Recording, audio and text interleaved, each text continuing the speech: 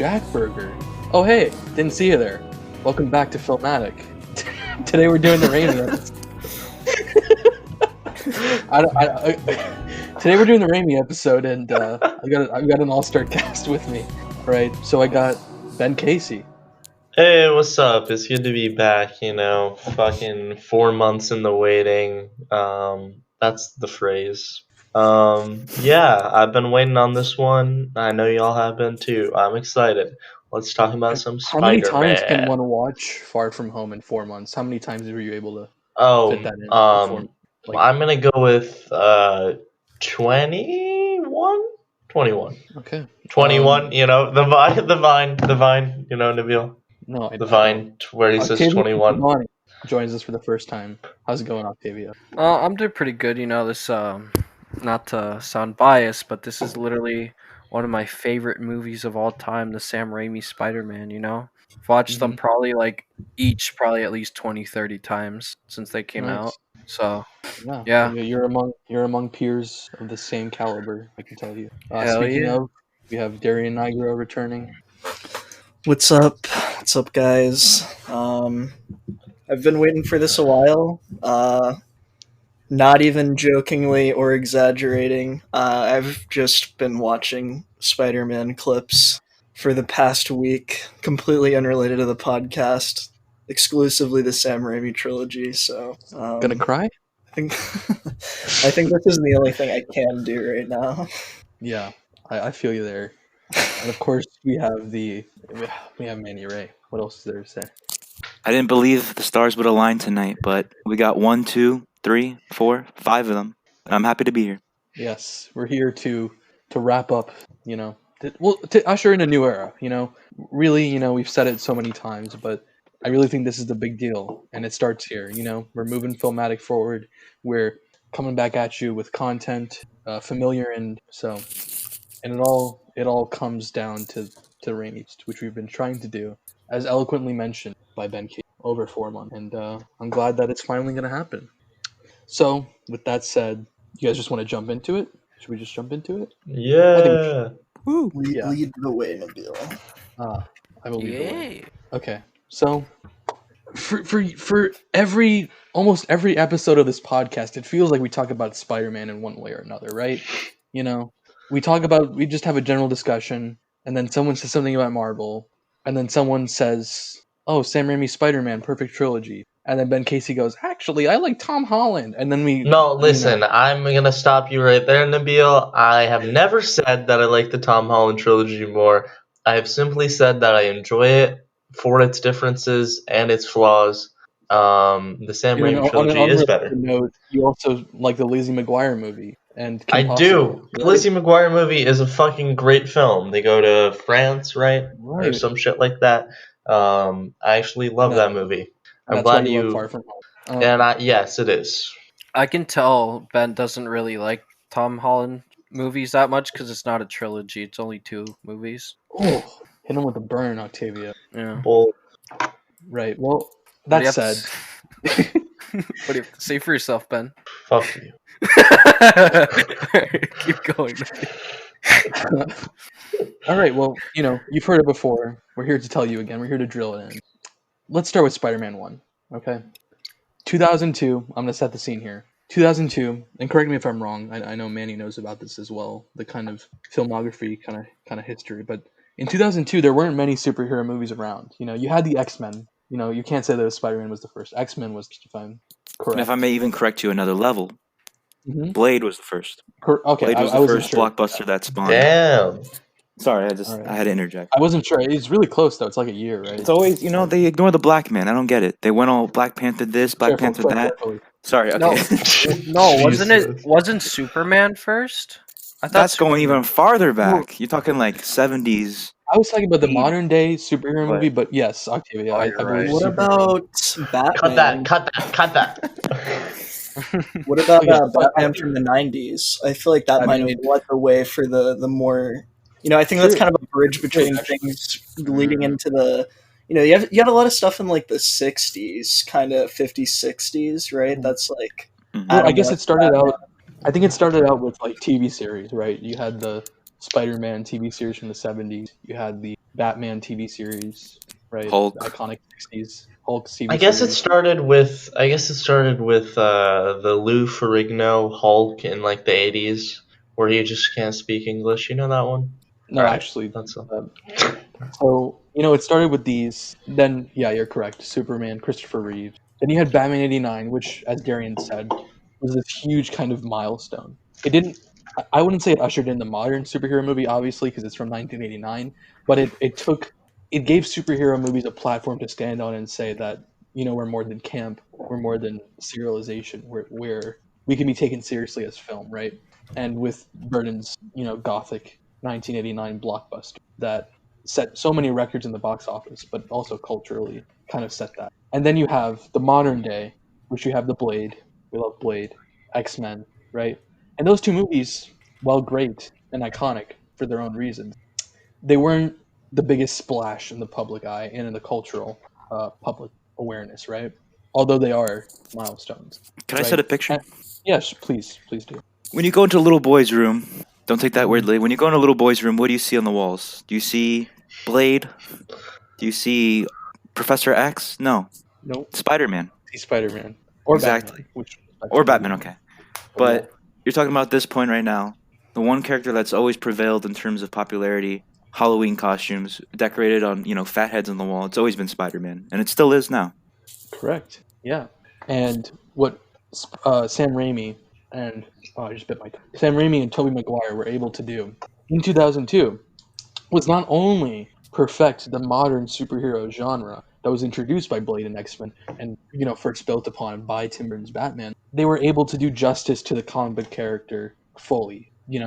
This icon that, as Manny said, was already so popular without a movie.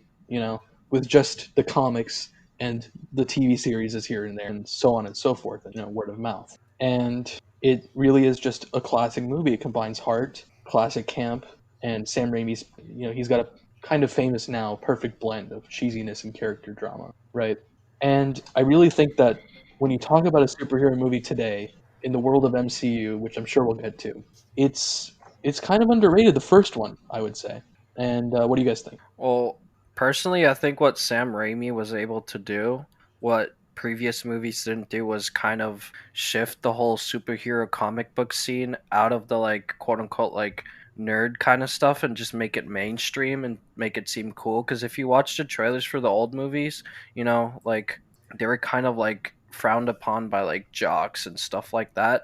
But like the early 2000s Spider-Man, like Sam Raimi, he was able to like make the trailers like actually just seem cool and enticing to just normal people, and the way that he portrayed the story from start to finish was just completely understandable, where if someone had no previous exposure to Spider-Man, they would understand like the struggle and everything he went through and just like what he has to go through on a daily basis of being Spider-Man, that it's not all just like pow bang like defeating enemies, like my life is great. No, like he actually had like an internal struggle. So not only did he make it go mainstream and make it seem cool, but also just like people who look for more of that in-depth like look into movies and like character development, they were able to get that. So you just got a giant scope of people who just completely interested in the movies, like even if they didn't watch it on release, they heard like how good it was and they were able to go to it just because of just how he portrayed it like perfectly. Mm-hmm. And I think And something related to what Octavio is saying here is like at some point, obviously I don't know exactly how this was culturally, but at some point, right, comic books were very popular. We're talking in like what, the 50s and 60s, the spawning of like these TV series and stuff. And I mean, seemingly they dropped off. And I think something I was thinking about that kind of highlights this whole, Spider-Man, Sam Raimi's Spider-Man was able to make superhero movies like mainstream, so to speak. And maybe it's more of a matter of the franchises in particular. Batman and Superman seemed to follow a little bit of a different path, but there was like that Captain America movie and that Fantastic Four movie from the late 90s that were never released, at least theatrically. And I don't think the Fantastic Four one ever came out, but I don't know, it kind of shows a lack of confidence in some of the more less established properties, right? And then, X-Men comes out and Spider-Man came out pretty close together, right? I think they probably were planning them at a similar time. Well, here's a little Easter egg, Darian. Did you know that Hugh Jackman's Wolverine was supposed to appear in Spider-Man 1 in a scene in the yellow suit, but he didn't because of scheduling? Did you know that? That's insane. Yeah. So You think that would have led to any type of larger interconnectedness prior to the planning of the I think MCU? there would have been a higher chance since it would have happened, and been there definitively. Would have But been I really pretty don't know. interesting. Yeah, it's hard to tell. Sorry, just wanted to add that in. But yeah, Also, at that time, mid to late '90s, Marvel faced a lot of like issues in terms of their comic book sales. They made a lot of investments around that time. yeah. They started the theme park at Universal. They were trying to get into music. They were trying to do. That's when they started signing all these contracts with studios to do the movies. Right. And when So when everything started to click, with X-Men, Spider-Man, they were able to sort of save themselves and bring them back, like everyone's been saying, back into the mainstream. This movie offered a new chance for new readers to come in at a time when you could say that comics was at its nerdiest. We're talking about when collectibles were starting to rise up, everything like that, that would push people away. Having a character on screen in such a big, a blockbuster setting really helped to draw in new generations and what we have now. Yeah, and when you get to, the content, just to kind of bring to full circle what we were talking about before, right? Batman and Superman have always been around, and they're always admired, and people love them for many reasons. They have great stories in the comics. That's no doubt. I'm not trying to undermine that. But I feel like, to me, when I think of Batman and Superman, especially if you try to apply this back to then, they're household names, and they're very mythological, right? Like, oh no, you're not Superman. Like it's used in an everyday sense of, it's an everyday word, right? Superman. And I think what the thing with Spider-Man and why he was so popular and why this was even able to come out and be as successful as it was is because of the everyman quality of Spider-Man, right? And that's why these movies succeed, is because that's his appeal, is that anybody can be Peter Parker, right? And this, we'll talk about it when we dive into the narratives of the movies, but I think anyone can apply themselves to Peter Parker and have because he's a struggling human mortal at the end. So Exactly. And I apologize. You should. So I think that's a really good point because, it's seen in every art form. People want to see themselves in the art that they're consuming. It's what drives us to consume art. And I think that not only is Spider-Man a great example of that, due to his story and how he's written, but also by how he's played by the actor in the film, Tobey Maguire. Do I think Tobey Maguire is like a fantastic actor? Probably not. If we're being honest, like there are some points in the movie where I'm like, or in the trilogy, where like his acting is not like the best chops, but he plays the character extremely well. Like better than anyone else ever has or probably ever will. And I think that's because he has this perfect like amount of campy dorkiness, which is due to that Sam Raimi direction, but also just like this weird quality that Tobey Maguire has about him that he applies to the character. I don't know what it is, but it just works so well. I think that is a perfect connection to this quote that I read earlier. I actually favorited this because I was reading up on the movie earlier today, and I think it's something I've observed what you're talking about, and it's just like this little quote from him. It's literally on the Wikipedia page for the movie, but he talks about how he had moved along like the coast of California and was like staying with his aunts and his uncles, and they didn't have a lot of money, and it was like tough for them, and he felt like an outsider during this, and that allowed him to like identify with the character, which I think is really cool and kind of speaks to that quality that he has as Peter Parker that might not be there with someone like Andrew Garfield or Tom Holland, looking at whichever criticisms those characters may have in that sense. Yeah, that's a really good point. Yeah, I definitely think that, the actor putting himself into that role and being able to feel as if he's part of the character is super important. I mean, that's seen in so many great roles, especially comic book and superhero related roles.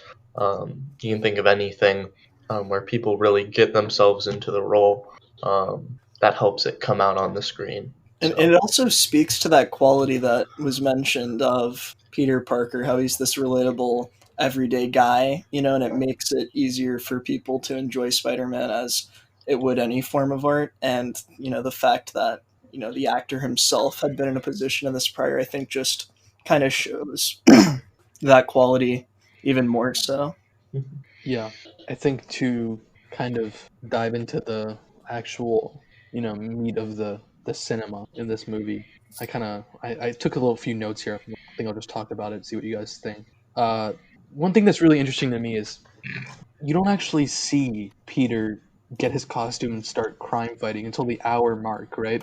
And during that time, the film is really relishing exploring Peter's transformation. And what's striking to me after rewatching it is how Raimi does things contemporary comic book movies I don't think would even consider because it would be too silly at this point, right?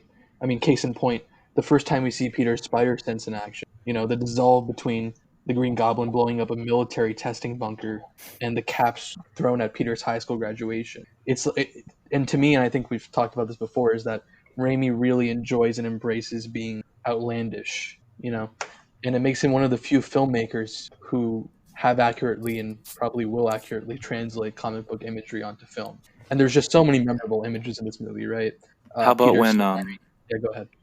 I'm thinking like one that always sticks out that kind of ingrained into the idea of what's scary is the freaking masks in Norman Osborn's place, and he's Yeah. fucking hallucinating. He's like, "What the?"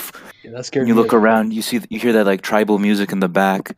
You see the masks everywhere, and it lines up perfectly when he reveals his new self or whatever in the mirror. So I thought, like, you're right. He brings in imagery and stuff that wouldn't necessarily align in a new film.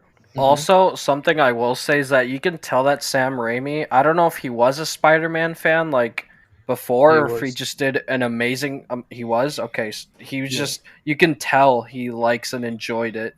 Like just also just his like ability to like make it like just direct it perfectly. Like he connects things from the first movie into the last movie where he like there's scenes that are almost identical, like with Harry and the Green Goblin from the first movie. Like there's a grenade scene and another scene. I forget which one it is, but he connects the two movies and he just does it perfectly. And he knows like the lore of just like everything, and it's just amazing. Just the fact that he was able to do something like that, Yeah, we actually talked about that specific parallel you mentioned, like what it is, like in the final scene where, or in the final fight of Spider-Man 1, not the last scene, but Green Goblin, throws the bomb at Spider-Man's face, and the way it's shot and it explodes is like almost exactly the same as the way Peter throws the bomb at Harry in Spider-Man 3.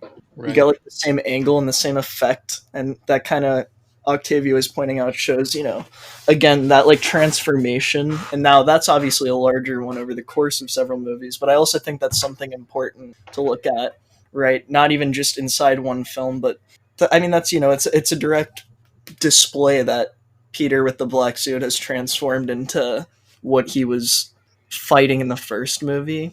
And not to go too far out of what we're discussing here, but I think there's a lot of criticism, right, that's focused on the third film and the portrayal of the symbiote and Venom, and there's a lot of reasons for that I'm sure we'll get into. But I I think that there are still parts where Raimi is able to show, and Tobey Maguire are both able to show that the transformation and also just the different dimensions of the character of Peter, right? Which I think is something that so far is unique to this iteration of Spider-Man, and in my opinion, it must speak to the ability of the actor playing Peter and the director of the movie, right? The shattered dimensions. Nice. That was a good game. Anyone else here play Shattered Dimensions? Oh, dude, that was Lovely. that was lit, dude. Just such a good game. It's pretty great. You could actually play as I think like 4 different Spider-Men Yeah. iteration. Yeah, it is 4. Ultimate, then Symbiote, fucking Noir, and then 2099. 2099. Yeah. It's pretty Noir, cool. Nori, I don't know how the fuck to say it. I think it's noir. It's noir. Nori. Nori. Spiderman. Spiderman Nori. Sorry. Ultimate Spider-Man gang. Ultimate Spider-Man. Oh, dude, That the shit. Deadpool level? Holy shit. Fuck Okay, yeah. sorry. All right. Well, if we're talking about games, can Web of Shadows, Oh, kinda yeah, counts Oh, as yeah. that. Yeah. What I will say, though, is that Spider-Man 2, the game, on PS2 or whatever platform, is still said to be one of the best Spider-Man games ever made. Well, yeah. I mean, I think it's You know? known as like one of the best games. Yeah. Just games, and it's because I don't know. We'll get into the movie Spider-Man 2, but the story in that game was incredible because the movie was so good. Exactly. Yeah. So I guess we can kind of just wrap up one. I mean, like I was saying before, there are just so many memorable images that I think really anyone thinks of nowadays, right? When he's his first climb, his fingers becoming, barbed up so that the stickiness basically being shown close up. Him practicing web slinging in his room. The drop of the very tense scene, the Thanksgiving scene, right? We can talk about that. Where he is coming back as Spider-Man to this Thanksgiving dinner that Harry, his dad, Mary Jane, and Aunt May are, and he just encountered Norman as the Green Goblin and him as Spider-Man, and his arm is cut. And I remember, even as a kid, this was a very tense scene because he's hiding in this room while Norman is looking for him as Peter, and Norman finds this drop of blood, as it drops slow motion from the ceiling. He's hiding around, he goes under the building, and it's very, very cool scene. Something else that I think should be noted, I wrote this down as something to look into. If we haven't already sold to the listeners already, the prominence of this film as a superhero movie, as its own Spider-Man, was looking at like the amount of money that this film made in Right. comparison to other films. Something like Batman and Robin, right, which is kind of the only superhero movie that came directly close to X-Men and Spider-Man. It made like 230 million in the box office. Spider-Man made like 800 millions. Yeah, which fun is fact. ridiculous by comparison, and it had an even lower budget. I think that's pretty insane. And Something speaks to incredible that this people movie take for is. granted now with MCU movies, like, if they open to if an Avengers movie opens 300 million on a weekend, I don't know how much people know about box office, but if an Avengers movie were to open 300 million on a weekend, it would be like a fail for them. And for a movie to open 100 million on a weekend now is like, okay, that's a bomb, right? It's a bomb of them. But Spider-Man was the first movie, I believe, ever to cross 100 in 1 week. So I think that that's pretty incredible. Yeah, and even Holy comparing shit. it to X-Men here, X-Men was just dwarfed in the box office by Spider-Man. It only made 300 million, not even, just below. So I think that kind of is another proof of how unprecedented what Sam Raimi did was, not only in this Yeah. genre, but as you're saying, in general. It's pretty insane. Yeah, and something that I thought of, you guys know, I'm pretty smart. I come up with great things. I come up with this podcast. Come up with great segments. Segment I thought we could do is one where Okay, we talk Doc about our Ock. favorite scenes. Yeah, the power of the podcast in the palm of my hand. Nobel Prize, Bill. I had an idea. What if we talked about our favorite scenes? Ben Casey, do you think that's a good idea? You want to talk I about think your that's a favorite great idea, Nabil. I'll talk about mine. It's nothing very specific, I guess. Well, nothing specific about the scene that stands out other than the imagery for me, but I think that is a big thing in this movie. It's just a very fun film to look at, and for me, like as a kid growing up watching this, like it was my favorite movie. Like one of my favorite stories that I've heard from my childhood is like when it was like 2006 and the Spider-Man 3 obviously hadn't come out yet, but my siblings like wanted me to shut the fuck up, so they put on Moulin Rouge, and there was this scene where they're swinging around on ropes like in a theater, and they told me it was Spider-Man 3, and I totally fucking believed them, and I don't know how. Maybe I'm just an idiot. That was a complete tangent. My favorite scene is when he's like hopping around and fighting the Green Goblin on the parade floats. I think that's such a cool fucking scene. Like for superhero movies at the time, like having a scene like that, and like it was all like I believe all practical effects, like with the balloons popping and shit. It was awesome. And it was just very fun to watch. And then like when he swings away with Mary Jane, of course, it was just so fun. So yeah, that's my favorite. Who wanna go next? I'll I go can. next. Oh, all right. Go ahead, Octavia. All right, okay. So essentially, my favorite, it's rather a collection of scenes, is any single interaction Peter Parker has with fucking Mary Jane, dude. They're just, he's just simping out real hard, but it also just shows, like, again, which is what I really like about this Spider-Man, is like the vulnerability that he has and just the lack of, like, even just social skills sometimes. And you can see his, like, confidence building up throughout the movie, like, obviously because he's like fucking Spider-Man. I mean, but that's something I think that especially the newer movies lack, like specifically the Andrew Garfield movie, because there's like in every single movie they kind of have a bullying scene, and in the Andrew Garfield movies it's not even him being bullied, it's another kid, and he steps in and he's like, hey, don't do that, Flash, or whatever.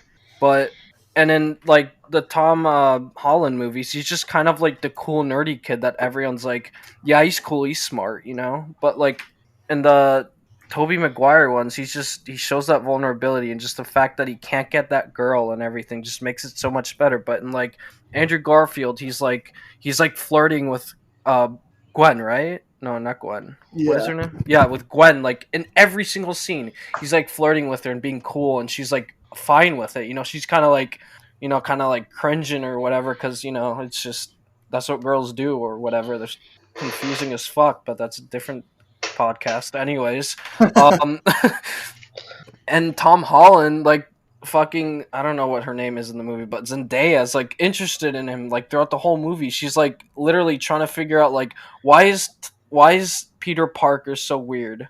Like, is he Spider-Man? Why is he doing this Iron Man like scholarship thing? But like in the Tobey Maguire ones that I love the most is just like Mary Jane does not like him or think of liking him until like the end, when he starts like saving her and everything as Spider-Man. And once he actually connects with her, like in that one scene where he's taking out the trash and she's getting like abused by her parents, and they kind of talk, and like she kind of opens up to him, but not because she trusts him, but just because, I feel like she doesn't really have an outlet, and that kind of shows, like with her boyfriend, which is just an asshole, like Flash literally dumps her on graduation day. But Why do good yeah. girls love bad guys? Yeah. Why do good girls like that? But yeah, that's my favorite scenes, just the ones with Spider-Man or Peter Parker and Mary Jane. Well, yeah, I mean I guess I'll just go real quick because I don't know if I can say I have a favorite scene. They're all just it's everything to me. But I think that again the iconic, I don't know, Shakespearean, I don't know what word to use. Like, for example, the upside down kiss, right? That is one of the most iconic scenes in, I guess, cinema history, I would say now, right? I mean, and I think that everything is, the way that the scenes are done and the way that it kind of feeds into the symbolism and iconicism is just beautiful to me. I'll just do a quick fun fact. In the Thanksgiving dinner scene that I mentioned, when they're all sitting down, it's the best place to see this. Peter Parker is wearing Green Goblin colors, and Norman Osborn is wearing Spider-Man colors. Harry Osborn, this is one that's kind of debated, but I think the one I've seen the most is like he's wearing aspects of both of their colors because he's torn between Peter and his father and those two kind of lives. But that's mine. Manny, favorite scene? I have a list of snippets. Is that okay? Mm-hmm. Sure. Spider bite, skeleton scene. You know Nice. what I'm talking about? Yeah, I know what Blood you're talking drop, cage match, stop the bus, sleep, don't tell Harry, and I was looking for one more. How about I mean, you said cage match, right? Yes, cage match. Bonesaw is ready. Bonesaw's ready. And I also like this is like when Spider-Man first hits the scene, is like it's kind of like interview style with a bunch of random like city people. I like that whole Actually, yeah, whole that might be segment. one of my Watch favorites. that, yeah, Yeah, that is like, yeah. the one girl is like guy with 8 arms. That's pretty hot. Darian? So there's several for me. I'm not going to run through all of them, but just quickly, some of the ones I want to talk about very briefly as to why I like them. First off, the Thanksgiving one is definitely up there for the reasons you mentioned. I thought that was really cool. Finding that out and then rewatching the movie a couple of times since finding that out, as well as the the tension with the blood drop portion of that scene, and also the character of Norman Osborn. I think is his transformation is shown in this scene very well, and he's like terrifying the way he looks at Aunt May while scraping the knives together before he. Fuck yeah, that scared the shit out of me. Yeah, it's just the acting by Willem Dafoe, and also the interaction from Aunt May, where she like tells him to stop, and then in response he does that. I thought that was insane, and also just it's kind of an important progression to see like Harry's being torn between what you were saying, the two of them. If you want to take that analysis to his color scheme and his costume design in this scene, but where he actually ends up defending his father, even though he was arguing with his dad about it. He still defends his dad to MJ, when they go outside and they're kind of shit talking her essentially, or at least his dad is. So I really like that scene. The scene after the cage match that where he goes to collect the money but he doesn't get it because the booker is an asshole and says, I missed the part where that's my problem, or the iconic and then Spider-Man chooses not to stop the guy, and then that kind of ends up indirectly playing in Uncle Ben's death. I think that's like a really insane scene, and it's so key to the transformation of Peter into the hero, right? I think it's really well done. I don't know. And then the parade float scene is up there, but I really like the final fight more. I don't know. There's something about the sounds in that scene that very brutal. Yeah, and it's so intense, and seeing the damaged suit is something that I really like. The practical effects damage on the suit is something that we don't see right now at all, essentially. I really liked that, and obviously the part where Willem Dafoe says, "Oh," right before he gets hit with the gliders, it's great. And I don't know. It also, I think, just the insanity of the Goblin as he's begging with Peter. I don't know. I thought that was really good. And then one more is the final scene where Peter and MJ talk at the funeral, and the voiceover, all of that is up there. I think that is very important to the character development, and I also think it's an amazing way to end the movie. And kind of, I don't know. I just think it's an insane scene overall. With that score, right? That beautiful score. Oh my god. And then the final swing, obviously. Kind of those two are connected, right? Yeah, it's really incredible. Yeah, that's great. Quick fun fact. Did you know that for most of the filming of this movie, he had web shooters and they digitally edited them out for most of the scenes, and you can kind of catch them and there's like screen things online, but if you pause, you can kind of see like a bump. And that was him wearing the web shooters, because it was a post shoot decision for the most part to have them be natural web shooting. So that's super interesting, because like I don't know, I feel like really divisive at the time. Yeah, I read about it because people were like, no, he wears web shooters, that's part of his character, and there's an argument for that. But I like the take. I didn't really have a problem with it. It wasn't a huge for me. I agree. Yeah. I think it was cool. I always thought that was cool. Scene, oh my god, the fucking scene where the fucking shit comes out of his fingers. Oh my god, I love that shit. Yeah, the power discovery scene is also one of the. And he starts climbing up. Mm-hmm. That's what I was saying before. It's with the kissing scene. Just those two scenes I feel like are just cemented in cinema. Because it was iconic. Yeah. I said this the other day to Octavio. For anyone that's listening who had Dr. Dean, I don't know if you recall him, Bill. He at least said this in our class a lot. He'd make this joke about shaving your palms, and every time he'd say it, it would remind me of the scene where you see the microscopic hairs, the hooks coming out of Yeah. Yes. Yeah. hands. That would always pop into my head. Dr. Dean, if you're out there, stop dodging my calls. We know you're simping. That is all. It's true. It's true. Okay. We don't need to say any names, but He's gonna say simping on names. his 5th wife. no. I hope not. I don't know, dude. I'm gonna stop myself. Yeah, that's it. If you know, you know. If you know, you know. All right, guys. We talked about the iconic first movie. Perfect in so many ways. It was great. It did so much for the genre. It pushed it forward to where no one thought it could go. But then you have 2004 Spider-Man 2, and talk about pushing things forward. Am I right? Because that was just in Spider-Man 3 when he's like, "This is something else. This is something else." I mean, like, what was Spider-Man 2? I mean, I gotta take a piss. Oh.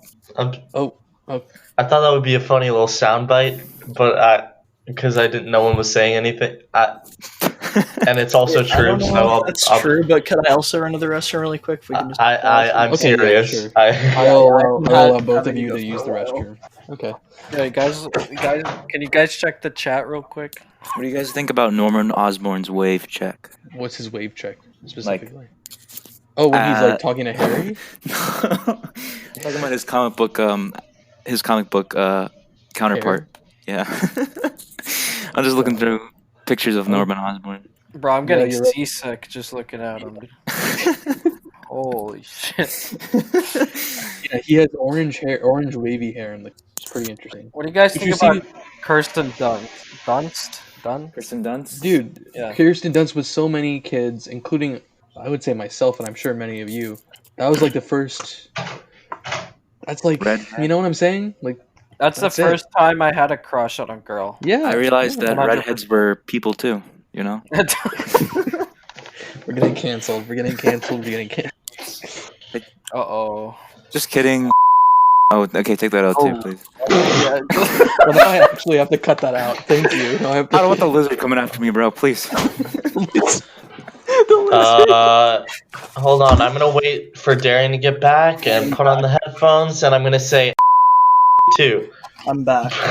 Darian, you missed already one of the heard. greatest. You missed What a did I great miss? joke. So, Darren, we Mr. were talking about how after we saw Kirsten Dunst in the movie, we realized that redheads are real people too. Like, Oh, no. Okay. And, okay, we're done. Just don't say names, guys. It's painful. I have to go back and edit it. And but it's funny when you gotta bleep it and shit, So right? just don't say names. actually, you're So right. Bleeping is funny. Please Yeah. keep continue saying things. Okay. No. It was a. All we right. can't okay. we can't say names anymore. We're not just So so that Ben and superhero that Darian- shoots webs, right, guys? Ben and Darian have returned from the bathroom, and we're talking about how Octavio brought up how incredible Kirsten Dunst is. Dunst? Done. Kirsten Yeah. Dunst. Kirsten Dunst. Dunst is, and how for many of us and many kids growing up, that's like the first. That's like your first crush, I guess. That was my first. Boy, did I want to shoot my webs on a Kirsten No. Dunst. All right? Oh no! All right, listen. No, but I'm just gonna say that upside down kiss, bisexual awakening right there. Mwah, Dude, mwah, that mwah, shirt mwah. was that shirt in the rain. Yeah. You know what I'm talking about. You're I feel right. like that's You're how we're right. gonna get canceled, but Sam Raimi definitely did that on purpose. Yeah, well, From I'm the only observing them. wardrobe to the rain to just the camera angle and how it's barely like there. Like you have what are Tobey your Maguire thoughts? is hot too. I just want that out Okay. there. We're Fucking trying agree to with me. use that. Okay, Manny, what did you think of Kirsten Dunst? You mean, what did I think of James Franco? Mm. Yeah, What did pivot you- from the woman, Manny. Try that shit again. JK. Kristen Dunst, I don't know. I'm not a big MJ girl. I'm just gonna say it. Sorry. No, I'm not saying I was the biggest. Okay, I'm not going to do this discussion. Okay. Spider-Man 2 is where we were going. All right. Why don't you read off the Spider-Man first 2 line of the movie? To be like, set the scene here. Set the scene. Well, you know what that is. Jesus, it's falling apart. All right, I'll say it. I'll say this first scene. There she is. I look at her every day. Mary Jane Watson. Something, something, if only I could be with her. But I'm Spider-Man, given a job to do. Cut to Peter Parker on his bike in New York traffic. Vroom, vroom. As he passes by Joe's Pizza Shop. Parker, stop! Stop! Stop! His bike almost flips over. I'm sorry, Mr. Aziz. There was a disturbance. A disturbance. Always a disturbance with you. Come inside. In comes order. Hamilton, Burton, and Smith. 40, 20 large deep dish pizzas. In 31 minutes, I will default on Joe's 30-minute guarantee, 29-minute guarantee. I'm counting on you. This is it, or you're fired. I can do this, Mr. Aziz. He runs, he looks at the clock on his bike, stuck in the New York gridlock. Into an alleyway he goes. Out comes Spider-Man, screaming, with the pizzas in his hand. And then a fellow comedian, I don't remember his name, but he was on Chappelle's show. He sees Spider-Man emerge where Peter Parker came from. Hey, you stole the guy's pizzas! Spider-Man continues swinging. Okay, I'll stop there. Thank you. Extended cut has like a good line where like, why don't you get Salim to deliver? He's like, Salim got deported, man. Yeah. 2.1. That's a good one. Although 2.1 eliminates the go. Yeah, I don't get it. I don't get that choice, but because then it should be extended, right? Like, why not just have it all? All right. Anyways, I watched Peter Parker Pizza Time YouTube poop today. Phenomenal. Possibly the Which second one was that? best. What? It's the one. It's like the most famous one. It's the one with 4 million views. Okay. It's like it's pretty high quality. I'd rank it like second out of the 4 films if we're including. I prefer Into the Pizzaverse. Manny, Darian knows what I'm talking about. That is a good one too. I know what you're talking about. Because that one also has Andrew Garfield crushing on Tom Holland and being a predator, which I thought was really funny. Yeah, by far the best character work from Tom Holland and Andrew Garfield Spider-Man is Into the Pizzaverse. I'm glad this made it into the podcast because I think it really is important to talk about. I mean, I know we're eventually going to get to Spider-Man 2, the best movie out of 3, because somehow we've been avoiding it for 15 minutes. But the meme quality of this series is the memeability is literally beyond anything else. See, it's beyond memeability for me. I'm being serious. It's beyond memeability for me because when you say that something is a meme or you use something as a quote-unquote meme, there's often not a negative connotation, but there's like it's not serious. It's not, I mean, okay, what I'm trying to say is that, these quotes, these Raimi memes, as they're often called on you can use them in everyday context, and they're just fun to use. It's fun to be like, gonna cry? Or, hey everyone, like it's fun. And it's great because you're all just referencing something you love. And it just, for I think many of us talking to each other every day, it's become part of the dichotomy of conversation. I just really love it. And I love the movies for that. Truly. Beautiful. Spider-Man 2. Did you know that Roger Ebert gave this 4 stars out of 4? Did you know that, Manny? Of course, bro.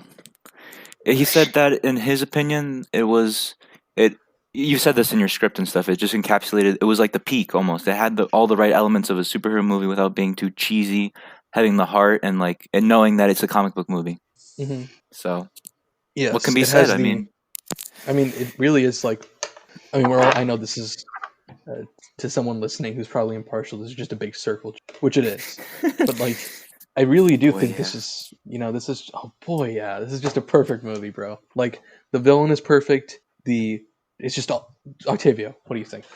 Yeah, personally, I just think that just how every and every way that they portray the movie, and just how it's built around, and just how it just the sequence of movies, how it shows not even just in the movie themselves, how it shows character development and just different things that Spider-Man and everything has to deal with, but just not even just in the movies themselves, but the trilogy, just how it advances and keeps connecting things from different movies. Fucking perfect, dude. And you have I'd like to touch on the point of character development, because I think that I may have said this on the podcast before. I'm a slut for character development. It's my favorite thing in any art. It's what I want to create in my own art and focus on in my own art, and what I like to see in other things, because I think it's so much more enjoyable to see these arcs. I don't even care. I don't really care if the plot isn't that interesting in a lot of stuff, because I think characters are what we can relate to as humans, and I think that's so cool. But in this fucking movie, Tobey Maguire, his struggles, his internal struggles, his external struggles, Mhm. and how those affect him as not only Peter Parker but as Spider-Man, and how those two interact is it's the most well done fucking character in any superhero movie ever, and it literally stands up to top tier movies in other fields too. It's done that well. The acting is that great, the directing is that great, the writing is that great. Like seriously, like I'm sure people listening to this have seen the fucking movie before. So like again, it's kind of a circle jerk, but like it's unconceivable that you nowadays would have a movie like this. And it's like it's just so fucking sick. I Like mean, like if you need enough proof to realize that it's a good movie, they were able to make a Broadway show out of it and have no, it for oh, several oh years. God, no, we're Okay. not gonna bring the So Broadway show is awful. Like dozens of people got fucking injured. It's a was a fucking what was it? nightmare. Glow All in the right, dark we're or not gonna something? Okay, no. never Okay, mind. so yeah, well It's okay. that's It's okay. another Yeah, podcast. All right, we'll watch the Yes. Spider-Man. Fucking Bono and U2 did the music for it. All right, it's horrible. All right. All right. I'm just gonna run through real quick. Special effects in Spider-Man 2. Mwah. They had 4 different people portraying the Doctor Octopus arms, which was incredible. And again, you come back to this thing. Keep saying it. Practical and digital effects blended together come to make the perfect modern day spectacle. Again, right? I know the MCU movies are obviously CGI heavy. We talked about that, but this is just the perfect blend. And yeah. Darian, do you have anything? Well, on the topic of the Doctor Octopus arms, I might be jumping the gun a little bit here, as this Totally. might be one of my choices for a later question. But that scene where Doctor Octopus yeah. wakes up with the doctors, I don't know. We need to Yeah, recognize. and that scene, as we kind of get hinted at with the first movie and the masks, the kind of scary Norman Osborn stuff. Sam Raimi's horror roots, right? This is a guy who created The Evil Dead, some other great horror movies, and that was his genre, right? And for him to be picked to make this trilogy and make it so well and bring those elements to a PG-13 superhero movie is pretty incredible. And it's just that it's not cheesy in the wrong ways, and it's horror, actual horror, and not just cheap Yeah, and thrillers. I think it's like for anyone who's listening and doesn't know this and has an interest in maybe the MCU but doesn't care that much about separate superhero movies or something. Sam Raimi's directing the next Doctor Strange, right? So Yeah, taking an analysis of this film, obviously it really depends what he's given to work with and what direction he wants to take it in. But we know it's gonna have this like horror esque tone to it at the least, right? Maybe I'm not sure if it's yeah, blatantly being discussed as a horror movie, but I think that'll be really cool. So, I mean, if this is any indicator, which it is obviously, of what Sam Raimi can do correctly with a superhero movie, I think that movie has a lot of promise in that regard. yeah. I've never been excited for an MC movie like that in a long standalone. So really excited to see what he does. I'm hoping the studio doesn't cut him off in the way that Sony kind of did in Spider-Man 3. Because the previous director, Scott Derrickson, who directed the first Doctor Strange, did leave over creative differences. So, I don't know. It's kind of a weird situation. I don't know. Hope the best for our boy. Hope the best for the future. And, yeah. So, I guess we can go ahead and discuss our favorite scenes. How about we start with Ben K? All right. I am going to go with. I'm going to steal it from all of y'all. It's a fucking classic. It's probably what most people would say, but I'm just going to say it. The fucking train scene. What? Oh, I thought you were going to say the laundry scene where he's reading poetry. But sorry. Oh, that's funny. I mean, that's good. All right.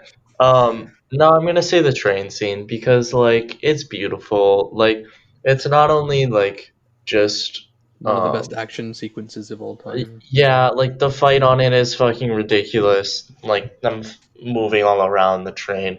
But the acting and direction working together to not only combine that fight scene with such an emotional, fucking heartbreaking, but also like empowering moment at the end there as they carry Spider-Man, protect him, and the classic moments, not giving away his identity, all of that.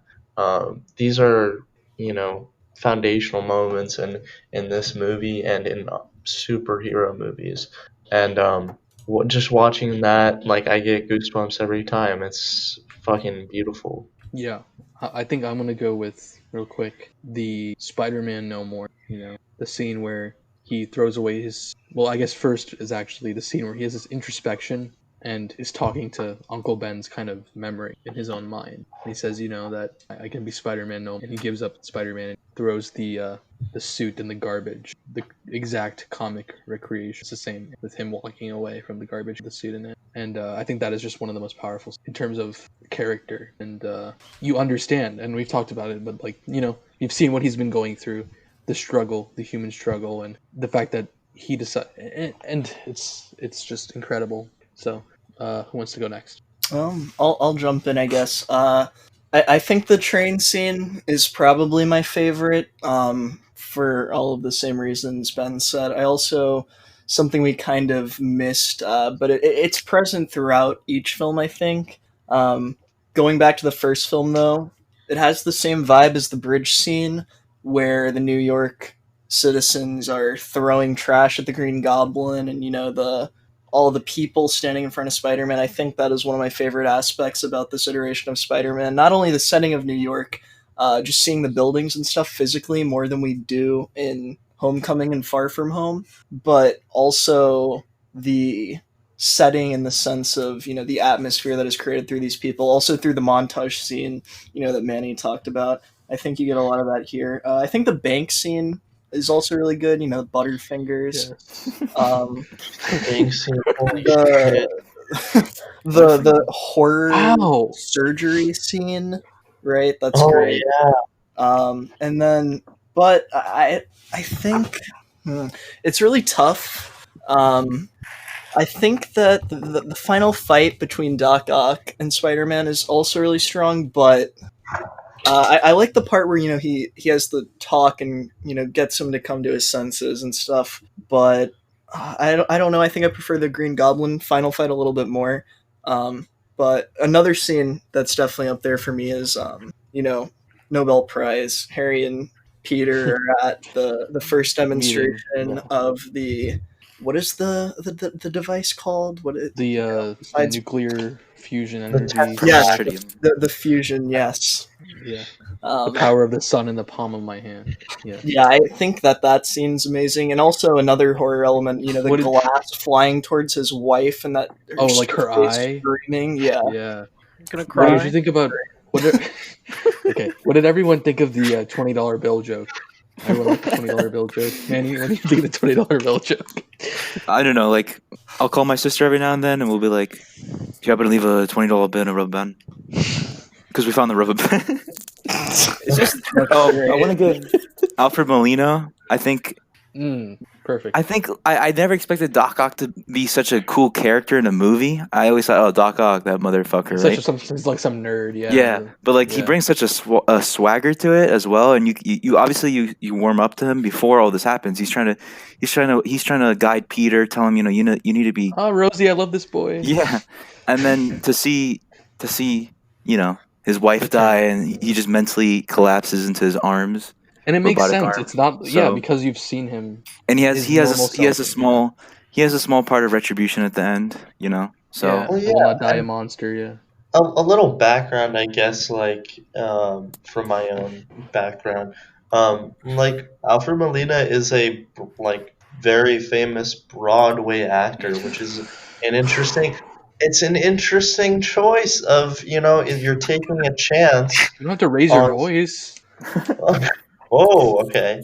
You're taking a chance on someone who's not as experienced in film, probably, but he's a really great actor, and it shows in this film. The character. He's in Pink Panther too. I was about to say that. Yeah. He plays like Alright. some Indian detective. It's pretty fun. Sorry. All right. You're gonna say something? Can I say No. something?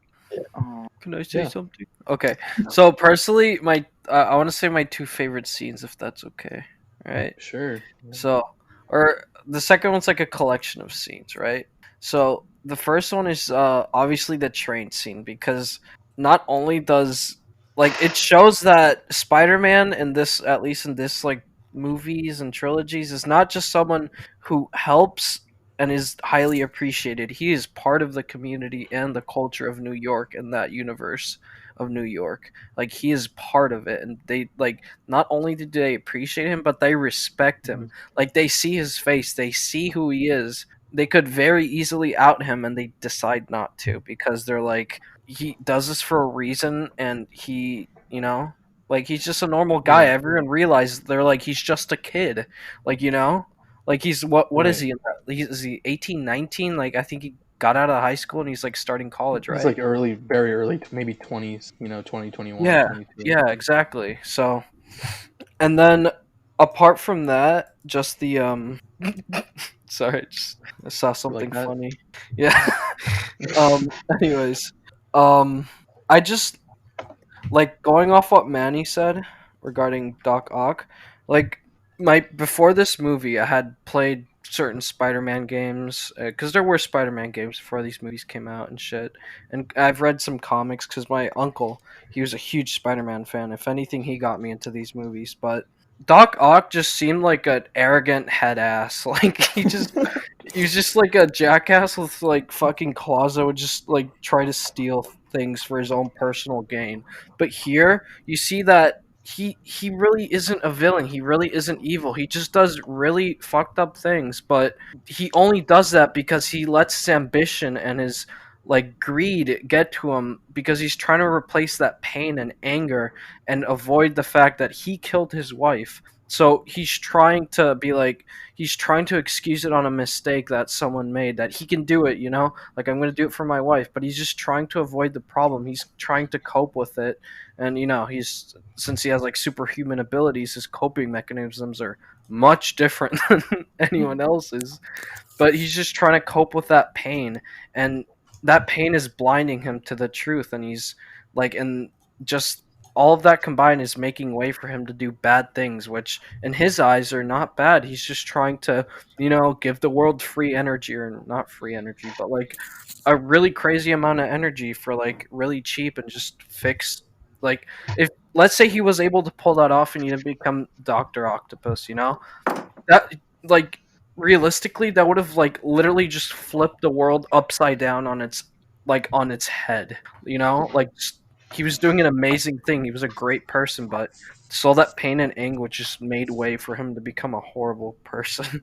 He realizes Yeah. that, and then at the very end, like, basically redeems himself.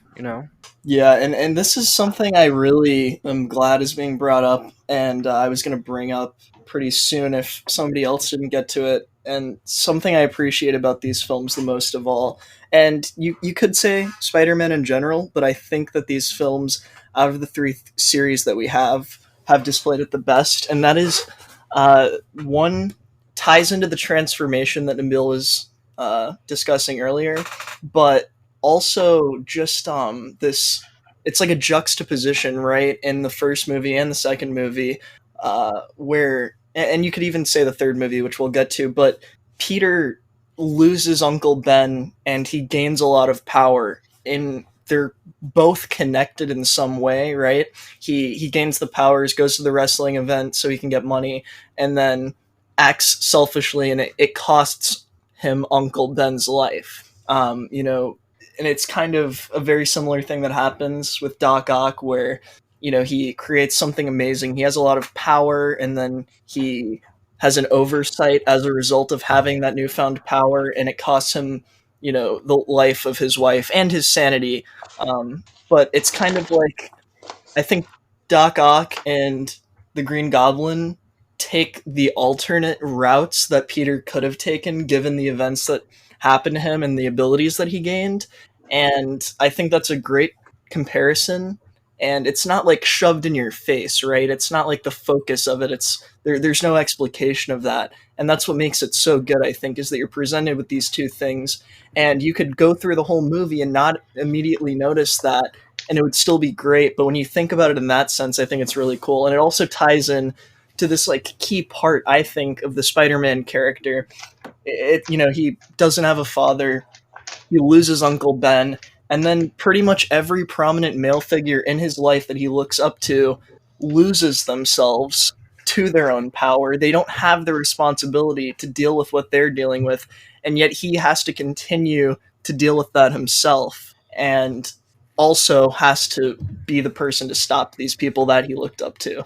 And I think I don't know, I think the movies here do it really well, and it's what makes the character work so good. Yeah, like now that I think about it, if anything, if Spider-Man was a villain, he'd literally just be Venom. Literally, the only thing Venom is just Spider-Man, like just evil.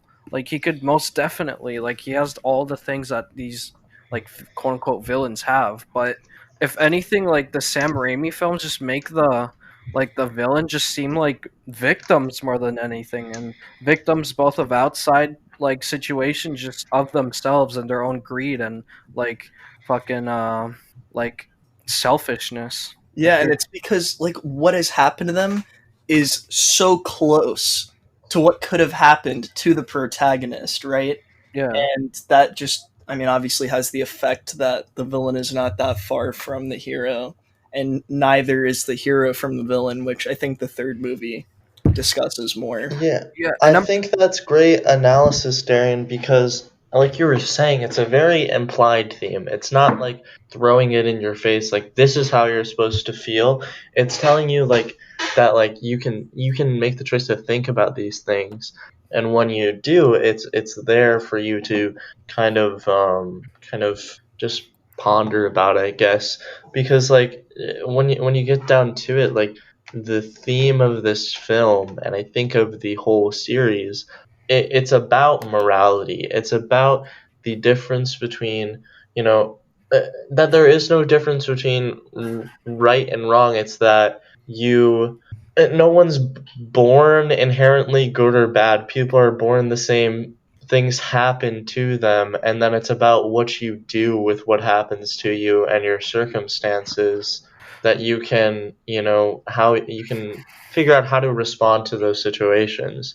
And I think that's something everyone can relate to, and that's a thread throughout, is that this series is so great because the characters, you can feel everything with them. Yeah, and correct me if I'm wrong here, because I have seen 1 and 3 more recently than 2. But in this movie, Spider-Man 2, we start to see the display that, like Harry knows that Spider-Man, well, quote unquote, knows that Spider-Man was responsible for his father's death, right? Is that introduced near the end of the film, or is that something that's it, kind of it happening throughout? it's at the end of one, I'm pretty Yeah, sure, when he drops him off and he sees so Spider-Man, but you know. yeah, so in this movie, you kind of start to explore this thing where, Harry's talking to Peter.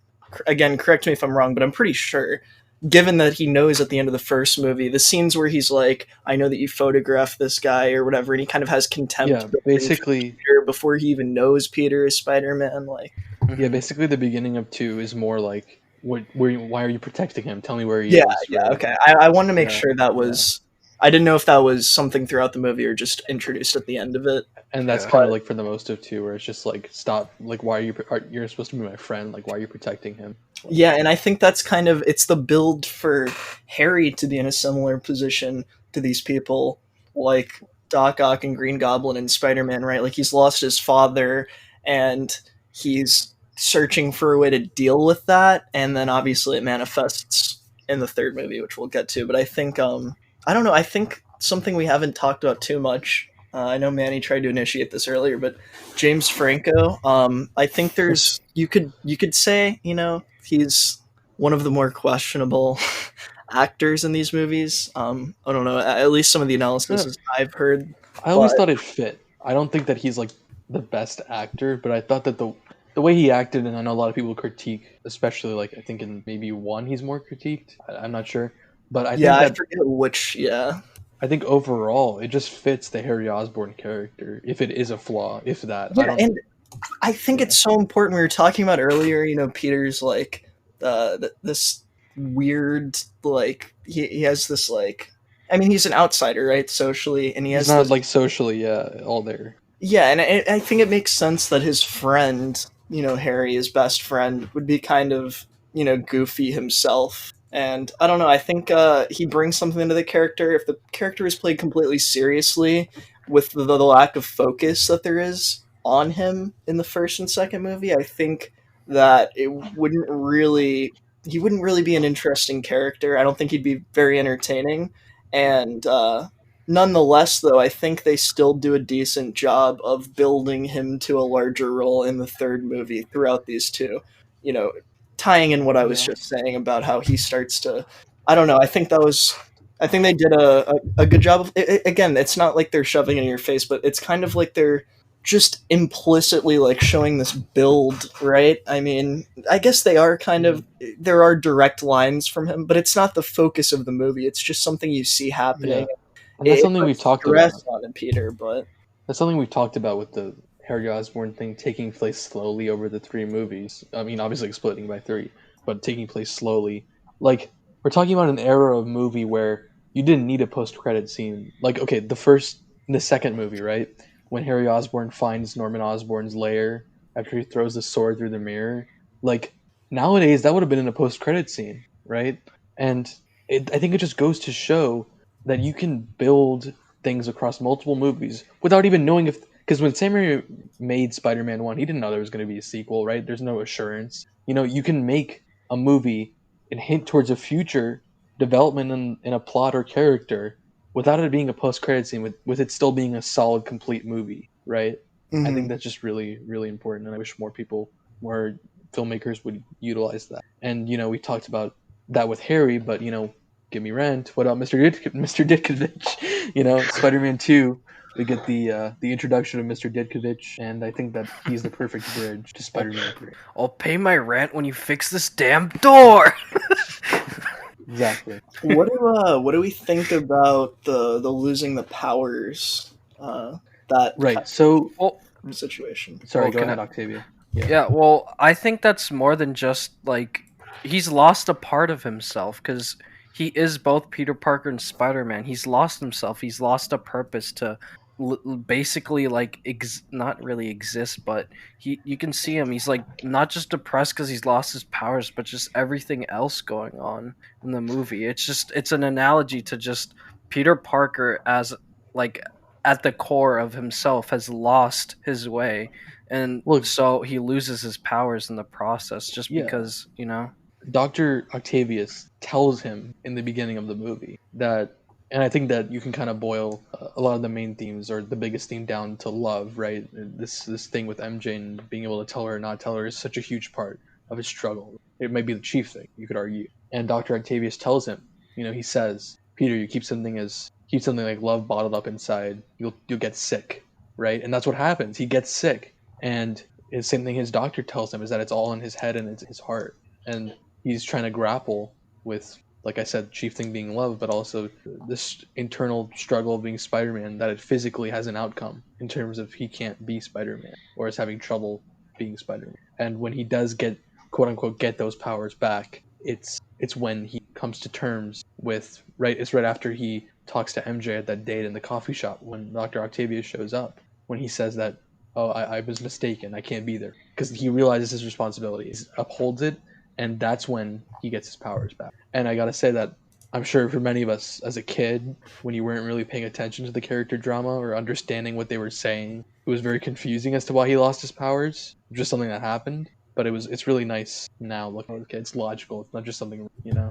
For me, I always associated Spider-Man with this idea of he's very selfless, especially when he's bogged down in reality. He's still selfless to the end. That whole beginning sequence, you see him just getting hit after hit, Can't deliver the pizza, gets fired. Jonah's not going to give him the money for the pictures or whatever. He already got an advance. What else happened? Money troubles. He can't pay Money rent. troubles. He can't pay rent. He forgot it's Mary his Jane. birthday. He pretty much, He's And failing school. He's failing school. Harry's Yeah. attacking him because his he won't best act. friend is giving a cold shoulder, Yeah. and so there is that breaking point in when he's trying to chase love that he loses confidence in himself and a part of him, which is his selflessness, and that's why he becomes just Isn't Peter Parker halfway through. MJ gonna date like a fucking astronaut or something? Yeah. J. Jonah Jameson's son. Yeah. From the astronaut. The astronaut. So when he says he's Spider-Man no more, he's losing half of himself, or more than half.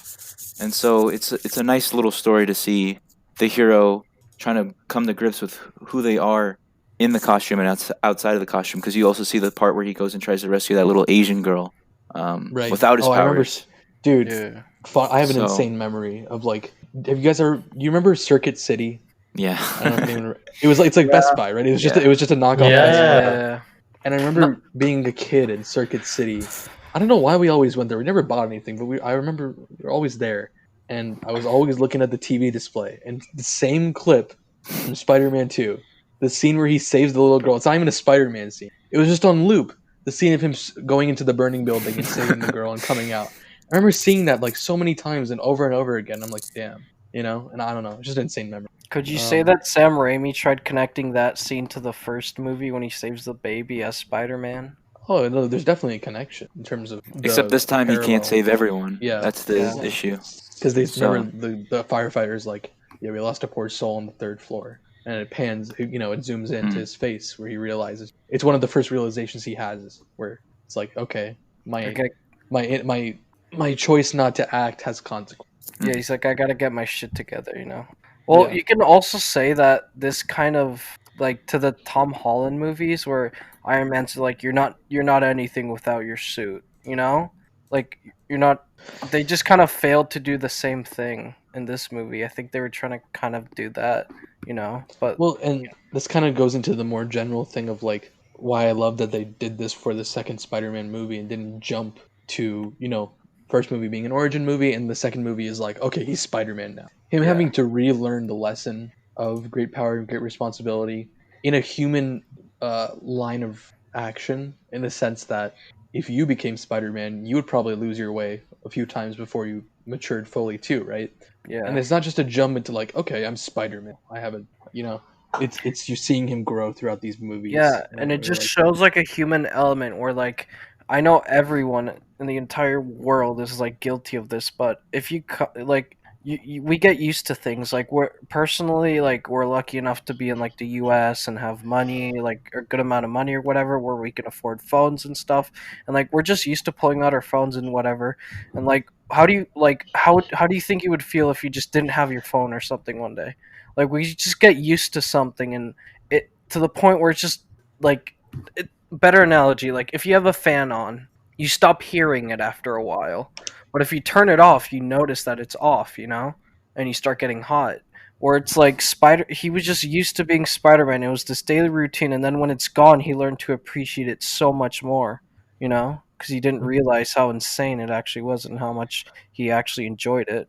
I mean, yeah, it has its like problems and whatever, but at the end of the day, he enjoys being Spider-Man, and that's kind of what he realized. And that leads directly into 3, right? Yeah.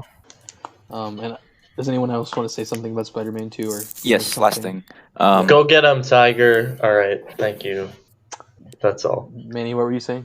What was I gonna say? I forgot after this imbecile said. All right, go ahead. I'm sorry. No, I'm just kidding. Go get him, Tiger. Go get him, Tiger. What was I gonna say? Let me guess. Oh, Nickelback was in this movie. No. The soundtrack is great. I will say that. Did you guys know that Nickelback released one of their albums on 9/11? What? Yeah, Why? That's actually pretty crazy if you think about it. look it up. It's fucking real, dude. Okay, so Manny, you don't know what you're gonna say. Should I move on? Vindicated. I am selfish. I am wrong. You know that one? They played it in the credits. It's the fucking best song of the 2000s. Look at this photograph. The score is by Danny Elfman, which is actually notable. Pretty fucking sick. Would just like to say. Okay, so Spider-Man 3, 2007. We all know it's got all sorts of stigma and kind of online and offline aura around it, but it happened. Basically, on a logistical point of view, Sam Raimi was forced to include Venom in this, and originally he just wanted Sandman, and I think he still wanted New Goblin, Harry Osborn, to be a villain to some degree. But basically, Sony forced Sam Raimi to use Venom because Venom is cool and kids love Venom and we can sell Venom toys. So that's what ended up happening. However, let's talk about the pros. What are some things you guys liked about this? It still I had think heart. It still had the same, I don't think they did the characters wrong. I just think they put too many into one, and it kind of got muddled in terms Yeah, of. it's the environment that got But I still feel like the characters were themselves. I didn't feel like, oh shit, they really did a 180 on so and so. Mhm. The Go ahead. I'm sorry. Very good. I think the movie is fucking hilarious. I don't know. I still cannot tell whether I think it's funny because the writing is like so fucking out there that it's just like this is comically like ridiculous, but like I really enjoy it. Like I used to hate this film, but I have watched it probably more than any of the other ones in Yes. recent memory because it keeps you coming back because it's so funny and like it's almost like you like can't look away. Like some parts of it are really bad and Really bad? some parts of it are like not enjoyable, I would Like say. what? Venom as a character, I I would say is My pretty spidey sense is bad. tingling, if you know what I mean. What I will say is that the CGI in this movie is better than the newest Venom movie. Okay, if we're talking CGI, the fucking Sandman Ooh, being created scene, not even just CGI, that's a beautiful. beautiful scene. Yeah. It's fucking great. I love that scene so much. I really think they Probably, should. If they would have stuck with just him, it would have had the same kind of. I think it just got too muddled, and if they would have stuck with Sandman, they would have had time to flesh out Yeah, I don't really this have any relationship problems with besides Spider-Man. that. Yeah. Well, It's I feel just- like they were kind of forced because they included Eddie Brock in like the first Yeah. movie. I don't know if he was in the second one. I mean, they didn't But- include. It was more of like an Easter egg type thing to be like, oh, Yeah. Eddie's working on that. I don't think it was like a, Yeah, that's no. fair. It was more Um, Sony influence. And also, I mean, I still think it's funny. Emo Spider-Man, that kind of overshadowed a lot of the movie too. People like got turned off by that. They're like, "Oh, this guy's cringe. This guy's dancing."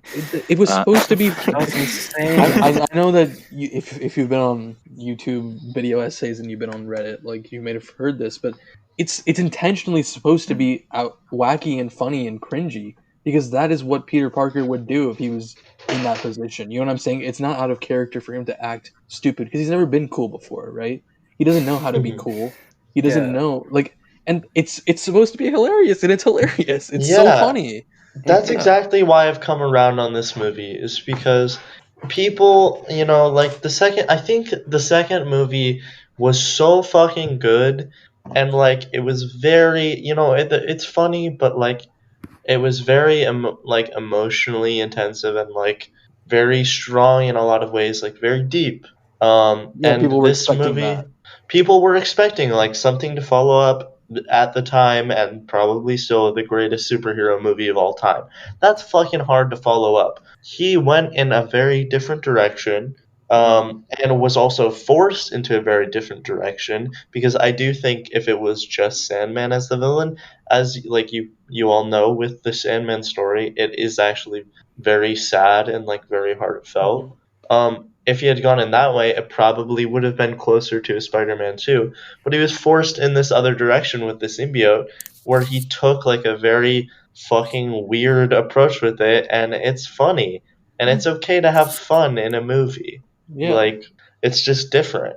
I love, and I love so many different things. And even when you're saying, like people expected that same level of intensity in human drama, it's like I really love the aspect of, and Octavio kind of touched on this before, of like the role of Spider-Man in the city of New York in this world, right? And their reverence and iconicism for him. It's just so great. You see I love Spidey signs everywhere around New York, and obviously they have the rally for him, and it feels very real, and it feels very like you feel for it, you know. And I love that clash between him being very full of himself now after the rut he was in two, to come to this level where his ego's overinflated, which, you know, Sam Raimi did a good job of being, since he was forced to, you know, having to include that with the symbiote. But being that overzealous self of, like, you know, with Mary Jane, where he's like, you know, you just got to get back on the horse, and she's like, you know, like, fuck you, you know, you're Spider-Man. This is a different situation. Like, I think that the human drama still works, even if it's That's not so human. true. I didn't even think about that. I actually love the fucking connection between, no, the lack of connection, I guess, between Mary Jane and Peter in this movie. I think their scenes and their story in this film is actually so interesting, and like very not run of the mill. Like, it's telling its own thing. I really like it. She dumped him for the emo hair, dude.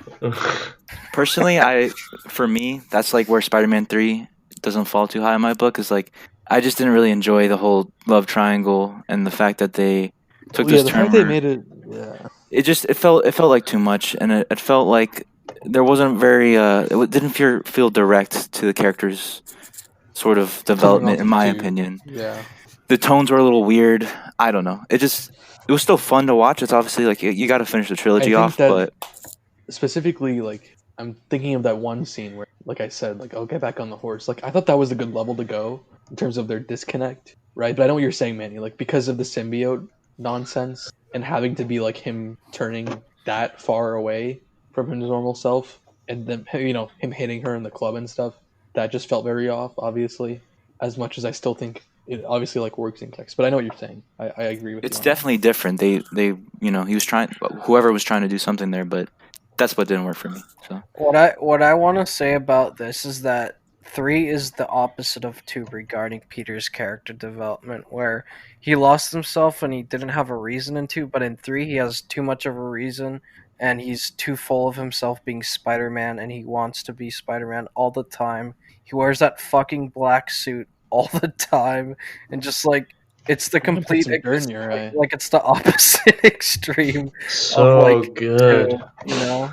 Yeah, I think that my favorite scenes, just listing or just off the top of my head, you know, I love the parade. I love the Spider-Man celebration scene. It's just so great. The colors, the music, like the orchestral Spider-Man theme, and him being there and marching like an idiot. You know, he's like standing there. He's like, "Yeah, they love me." You know, I love that.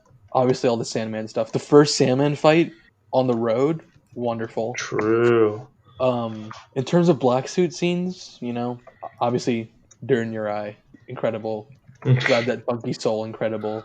You know, Bro, the scene where he was also just so violent towards like Sandman, like literally like he was trying to kill Sandman, like in the Yeah, scene, you know? I Like think there's this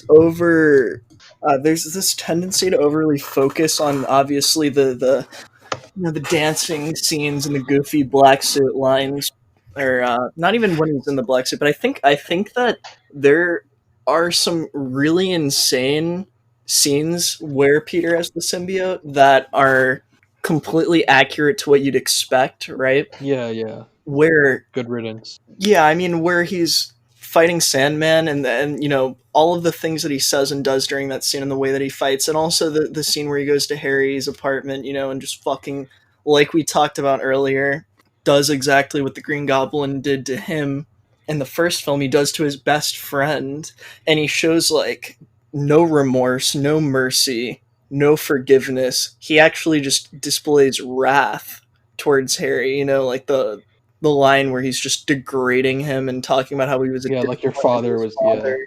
And I don't know, I thought that was pretty insane. Also, just in direct relation to the thing I talked about earlier, where it's like that is something that Peter himself would probably, that's something that would specifically bother him bringing that up, because he's in a similar position to Harry, losing this father figure. yeah. I thought those scenes were really good. I think the scene where he smashes Eddie's camera is also a See a pretty chump. display of that, where he's just like Yeah, obviously the one in the bugle too. You want forgiveness? Get religion.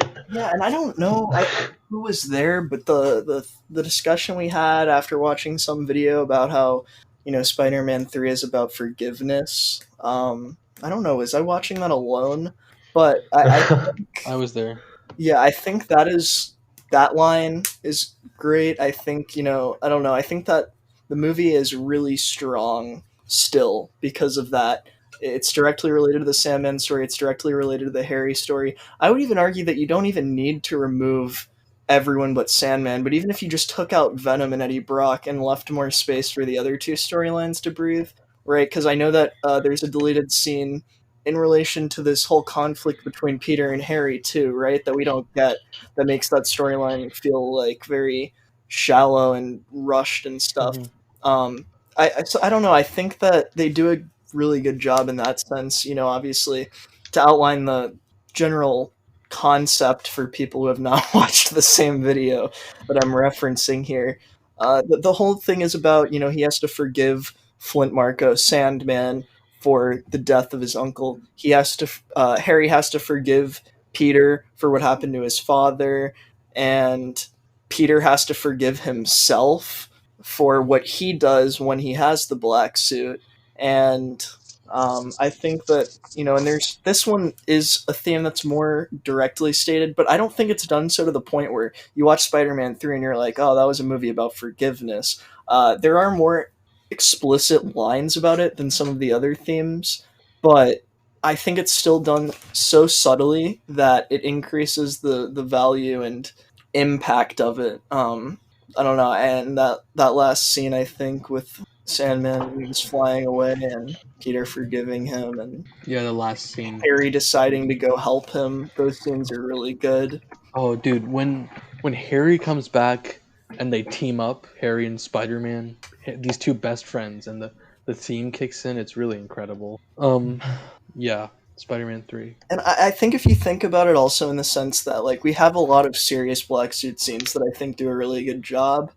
I think, like, imagine it, if Peter didn't have the black suit, there would still probably be some equivalent silly, funny scene put in place of one of those black suit scenes. And I think there is kind of like this weird dissonance between those scenes and the serious black suit ones, just in tone and stuff. But I don't know. I think with everything else that the movie has, it's really not as bad. I think I also agree with Manny, about some of the relationship stuff, the love triangle thing. I felt could have been done better. I think if it was just more focused on Peter and MJ and him, I don't know, like him going too far. I don't think that part itself is horrible, but How I about think- that? How about that proposal scene at the dinner with the ring and the champagne? it's a That great. was Fucking so love good. that scene. You got Love that scene. Bruce Campbell playing the French waiter. Yeah, it's so good. I think that showcases, like Disconnect. yeah, like the just complete obliviousness. I think that's a word of Peter with the black suit. Yeah, and I Just mean, he was like that before he even got the black suit, right? He was Oh already yeah, beginning to have like this inflated ego, and it's kind of what Mhm. sets him over the edge into this insanely exaggerated form of that, where it's not yeah. now just Gwen Yeah. Stacy, but it's just like random girls on the street. I know that's probably I mean, the not opening thought in the that. opening scene of the movie is him narrating himself. Yeah, Him watching dude. him narrating himself and watching himself on a billboard in Times Square telling kids who are walking away, "Wait, it's gonna start over. Come back!" Like he's that like you said, he's that much in his own head. People really like me. People really seem to like me. Like me. Yeah. Great stuff. Obviously, real quick, we didn't talk about probably one of the greatest castings of all time, J.K. Simmons as J. Jonah Jameson. Obviously, Yeah. well, every scene is perfection. Every scene is perfection. And the Spider-Man 3 scene is great too. The comedy with the pills, that's just good comedy with the That's pills and the good. buzzer. And obviously the Daily Bugle. It's here. It's now. It's wow and how. Great stuff. Class of 2019 slept on that meme when I made it at the at the assembly that one time. But yeah. So I think that we've all kind of said our things specifically with these movies. I think to kind of wrap it up, I know Ben's been waiting for this part. How do we feel about Spider-Man today? How do we feel about this movie to now, whether it be overall superhero movies or overall movies or Spider-Man movies, or what do we think? Somebody. Best fucking movies ever made, dude. That ass. Period. Dude, I can watch that shit forever. If they came out with the fourth one, I'm gonna be first one there, dude. I know. What they're would you not do going if to, you but watch Doctor Strange 2 and they go into a multiverse where he's back? Toby's back. I will walk I in. think I would cry, dude. I will walk in only to watch that scene and leave. I would come, maybe shy, maybe pies. I don't know. What Wait, about you, Ben, are you Octavio? saying that you would? Are you saying that Dude, you would discharge in a movie theater? dude, You would do that? I would, and a mute. I'd kumaiching, dude. I would exclusively kumaish. maybe a little, I forget where I was going with this joke. We'll cut farthing, shithing, Jeez. Anyway, so listen, I know some people here have certain feelings about everyone. Has some feelings about modern Spider-Man, and I do too. All right. Do I prefer the new movies? Not even close. Not at all. But I am able to recognize that they are different, and I am able to appreciate them despite their flaws. And let me speak. I would like to say that it's listen. No more Tom. Listen, it's fuck you, all right? Tom Holland didn't do anything wrong, all right? Maybe he's given shitty writing, shitty plots, shitty voice, character. Fuck off, all right? The suits are great. I'm gonna say that the suits are great, and it's just telling a different story. And this is exactly what people hated about Spider-Man 3, and now people are. The suits are great. No, listen, people are coming around on Spider-Man 3. All right, we all have. I never was against Spider-Man 3. All right, listen, but I'm saying a majority of people were. All right, a majority of people were, and I think people are coming around on it because you can appreciate a movie despite its flaws. You can appreciate the story that is trying to tell, despite how whether is Far From Home tell. What is the story? It's telling the story of a teenager, all right, and it's telling God. And you might not like. Am I right? You might not like that, but like I'm just saying, like that's the story they're trying to tell. It's not that I don't like teenage stories. It's not telling that story. I don't think it's telling any story worthwhile. I think it's a 2-hour long fucking. I think Far From Home is pretty bad. I don't think it's great. I mean, like I don't think that it's not nearly as good as Homecoming. Okay, do I hate Homecoming? No, I don't hate Homecoming. You hate Civil War, you bitch. Yes, fuck Civil War. All right. No, literally, it's so good. Literally, it's not. It's top 3 fucking MCU movies. Ow, that hurt. I think we need a cage match, dude. I didn't sign up for a cage match. Oh, did your husband buy you that outfit, Nabil? I can say that. Speaking of outfits, okay. Speaking of outfits, can we go back to the suits are good? The suits are not good. They're not even real. The suits are good. Okay, listen. You can't even touch them. You can't even touch them with your hand. The design of them are good. You go to touch the Spider-Man suit on set. You're gonna touch fucking Tom Holland's junk, bro. Because there's no suit. Those mothballs the whole time. Yeah, and I'm down. All right. Sorry. Listen. The suit designs are great. I think could they have been better executed? How about the part where they're like, "Oh, he's gonna make a new suit. He's gonna be his own hero," and then he made the same suit, but instead of blue, it was black. Remember that? That was really cool. I love that. What do you mean, dude? Like it's a different suit. One, the design is completely different. It's the exact same. It's the exact same. Not. What are you fucking talking about? The logo was raised a few inches, actually. It's not the same suit. The color blocking is completely different. Color blocking? Who are you? Fuck you! No, what the fuck? Okay, listen. He makes his own suit. It's not about it. It's just because it doesn't look completely Hold different. on. What was he supposed to fucking build? Jamie Ray, can you check on this for me, bro? Can you look this one up? I'm sorry, what am I looking I at? don't know. Alright. Homecoming suit versus Far From Home suit. And while he does that, does anyone else have any thoughts about this? Get in here, Darian. Get in the ring. All right. Oh my god, it's black. Get in this.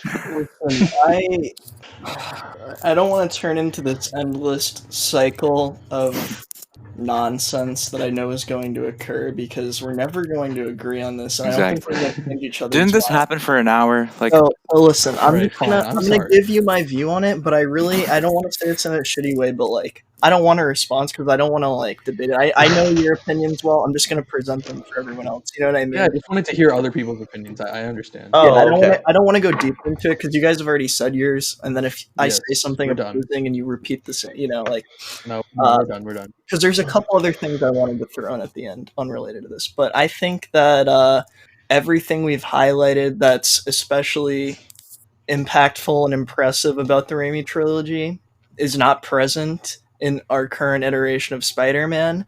That's true.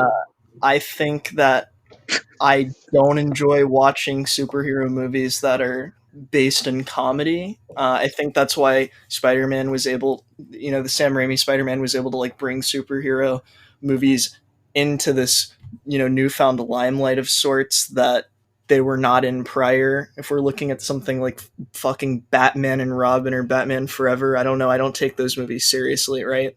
I don't know. I understand that Tom Holland's Spider-Man and it's the accompanying movies were more designed to be like laid back, funny, casual summer movies, but even in that context I still don't like them as much, and I have less of an interest in watching them. I think as for the suit design, I'm just going to leave it at I don't like the CGI suit being used constantly. The fact that a physical suit was never actually created for the red and blue suit for Homecoming is pretty upsetting to me. And yeah, I don't know.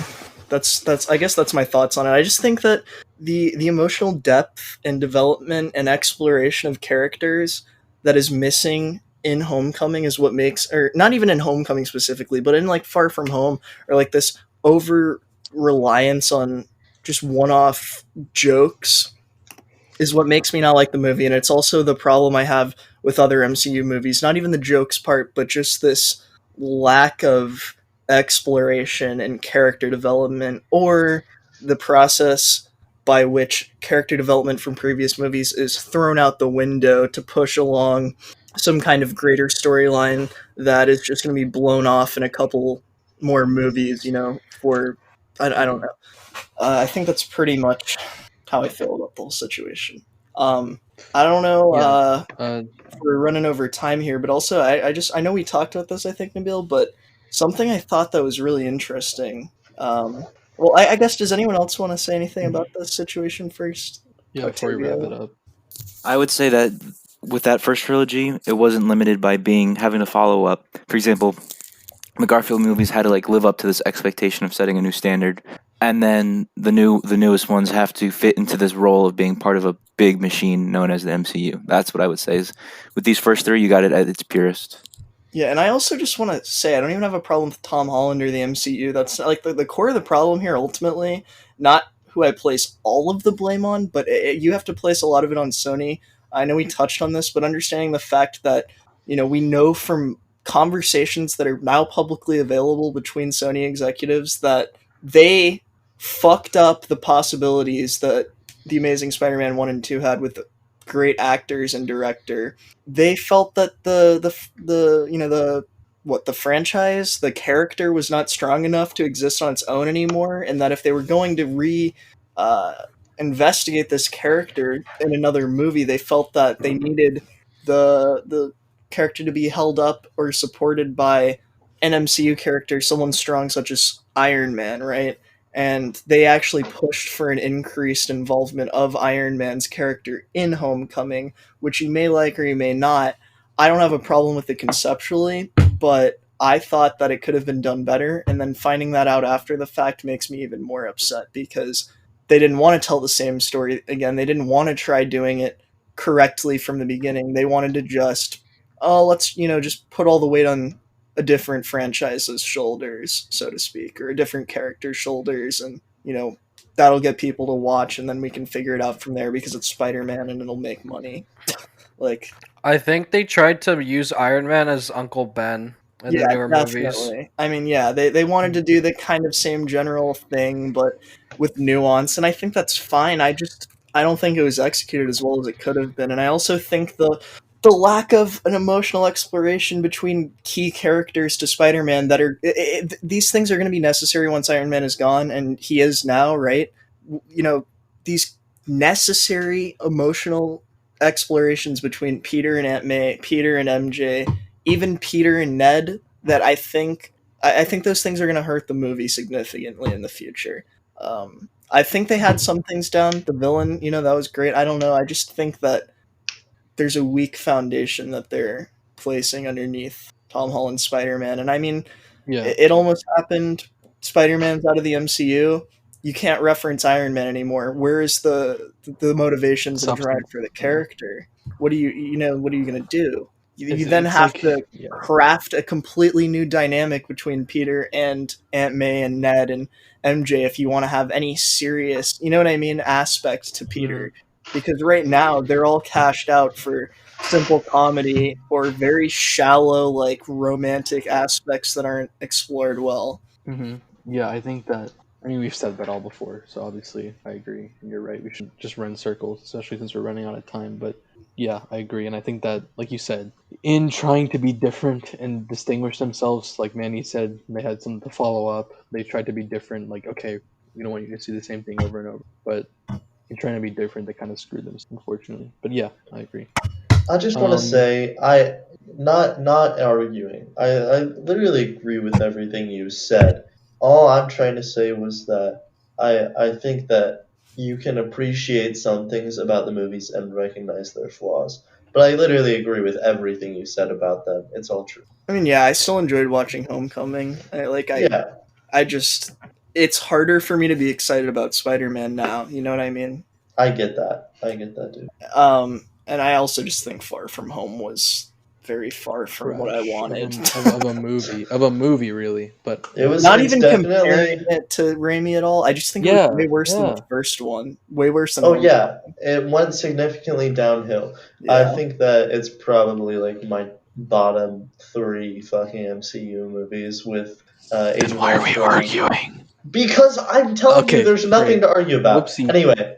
Worst 3 MCU movies: Age of Ultron, Captain Marvel, Civil War, Guardians of the Galaxy 2. What? That is a bad one. That one wasn't that bad. That one sucked. I think Captain Marvel is worse. I haven't seen it. I guarantee you it's worse. No, Captain Marvel must be like one of the worst movies I've ever seen. Literally. And I'm not even. See, here's the thing about talking about Captain Marvel is they're like, because it's a woman, you don't like because it's a woman, and it's like, no, it just has no soul. Movie. It has no soul to it. Dude, it is the worst writing I've ever seen. Like a fanfiction. I have 300%. I have 300% less of a reason to care about Black Widow, given the state of the character not existing in the MCU anymore, and not actually being that big of a fan of her character. But like, I still would bet money that the movie is by far better than Captain Marvel. And I haven't seen either of them. People are like, but everything I've seen from Captain Marvel and everything I've heard is it's just I don't want to watch it. I've seen enough clips at this point. I don't know. Ben Casey, you might have seen this. There was a tweet going around kind of viral where it was like, if you don't like these movies, you hate women, right? Or some phrase like how Twitter people talk. And it was like Captain Marvel, Black Widow, and Wonder Woman. And I'm like, what? I'm inclined to like those movies, dude. I like Scarlett Johansson and Gal Gadot and Brie Larson, bro. Give me more, But like, why do you think I'm gonna hate them? Because it's just a podcast. It has nothing to do with a female lead. It has nothing to do with the actresses. It's the way the fucking movies are put together by What I'm trying to say is that, like, when people are searching for representation in movies, they're going to try and defend, and cling on to the little representation that they have. So, like, even if it's a bad movie, it's not okay to be like, if you don't like this movie, you're a sexist. But, like, I can understand, like, how people can get defensive about it, if that makes sense. Do you get what I'm saying? And I Uh, don't know if this is too far, or maybe I'm not the most educated considering I have no idea, but maybe we should be questioning like why it seemingly is that a movie like Captain Marvel that's supposed to be providing representation to a female lead is just one of the least well thought out or executed movies. You Well, know what I'm that's because saying? mm, look, I'm looking for. the entire movie revolves around women are strong. They can do the Yeah, same that's thing her whole guys can. thing. Like, Yeah, yeah, just like the new Charlie's Angels kind of shit too, Well, or I'm like talking the about. new Ghostbusters. Like I'm the whole talking about movie the is fact that. that they can't seem to write a female character outside of that, you know? yeah, and that's a problem because all the writers are probably men. I'm sure, and Exactly, they yeah, are. And another thing is, I'm saying also, it seems like there's less effort and poorer execution in these movies. Just like not even anything to do with the themes, but I mean, from the way the plot was described, it seems just very convoluted and confusing, and like they didn't put as much heart and soul into explaining the character well, right? That has nothing to do with the gender of the character. It's just like the entire storytelling Mhm. seemed just poorer than it would be otherwise. yeah. Like Look, Ben, I'm looking for representation. You don't see me defending fucking Zero Dark 30 or No, oh my god. Black Hawk Down. All right, no, listen. So no, I guess what I'm trying to I say thought is it was a good joke.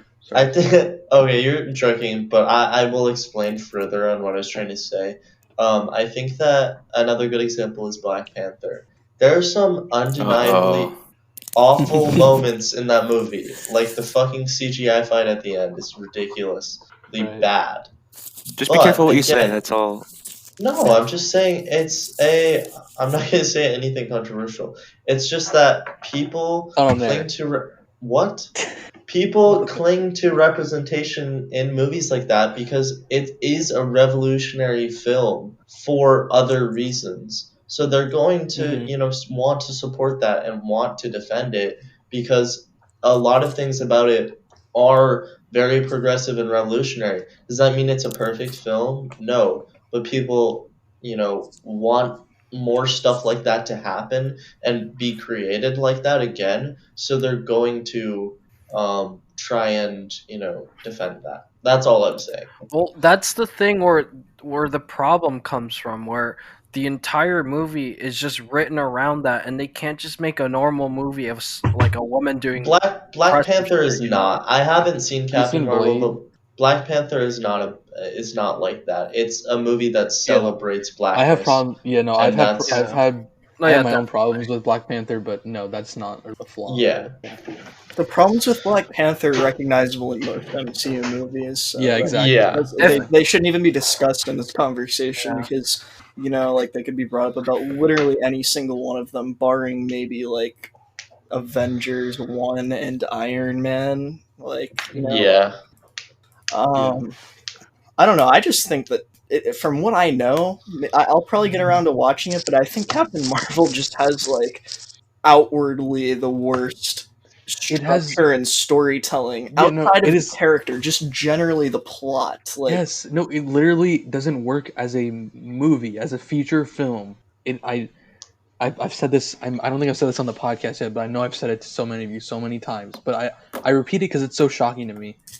When I saw this movie in theaters opening weekend, people were audibly confused at what was going on. That's how bad the writing was. I keep saying it because it's I've never seen anything like it in my life, where people have been, 30 minutes into a movie saying, "Wait, what's going on? What happened?" And it's not a thing of like, there are movies that have twists or movies that have surprises that are meant to throw the audience into a rut, of like, oh, what's going on.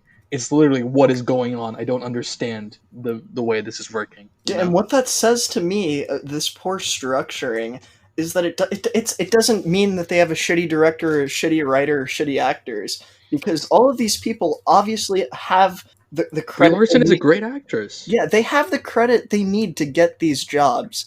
They clearly just didn't care enough about the project to craft something that was up to par with what they were, hired for, which is the MCU, which should at least be, I don't know, like, should at least be decent. Like, I guess that's the best way to say it. Well, yeah, because it's like, what's it called? Like, with the writing and stuff, they try and make the big feature of the fucking movie. Hey, look, women, hell yeah, look at me, I'm Yeah, no, it does feminist. shove it down your throat. Yeah. Like, just write the movie and just have the lead be a female and do crazy, awesome shit. Yeah, okay. You don't have to let us know that women are strong. Fucking show us. Don't tell us and make it like that painfully cringe obvious. Like, No, literally, that's like her power. Yeah. Yeah. I haven't actually seen this movie either. But has anyone seen Birds of Prey? Yeah. Yes. I know nothing about the movie. I've seen clips from it.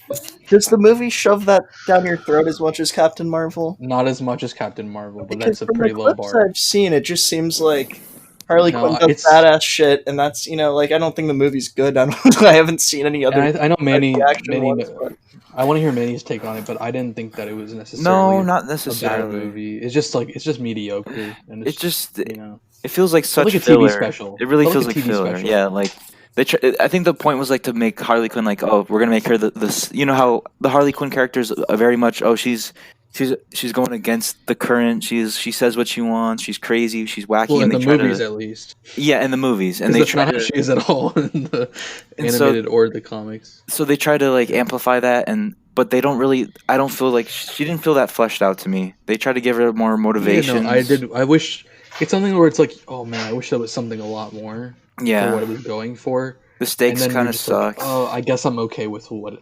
I'm okay with watching it. You know. And Yeah. again, who does that fall on? It falls on the guy that's writing it.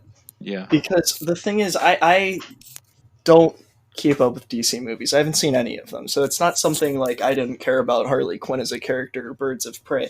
But I've watched clips from a lot of them, and I don't know, like, I have enjoyed the clips I've seen from Birds of Prey, and it kind of made me want to watch the movie, and it made me want to like Yeah. the character. But then it's disappointing to hear things like that, where it's like they didn't go where they needed to go with it. With that said, I still wouldn't dissuade someone from watching it. I would recommend it. And I mean, it's not like a movie be like, oh, you have to see Birds of Prey.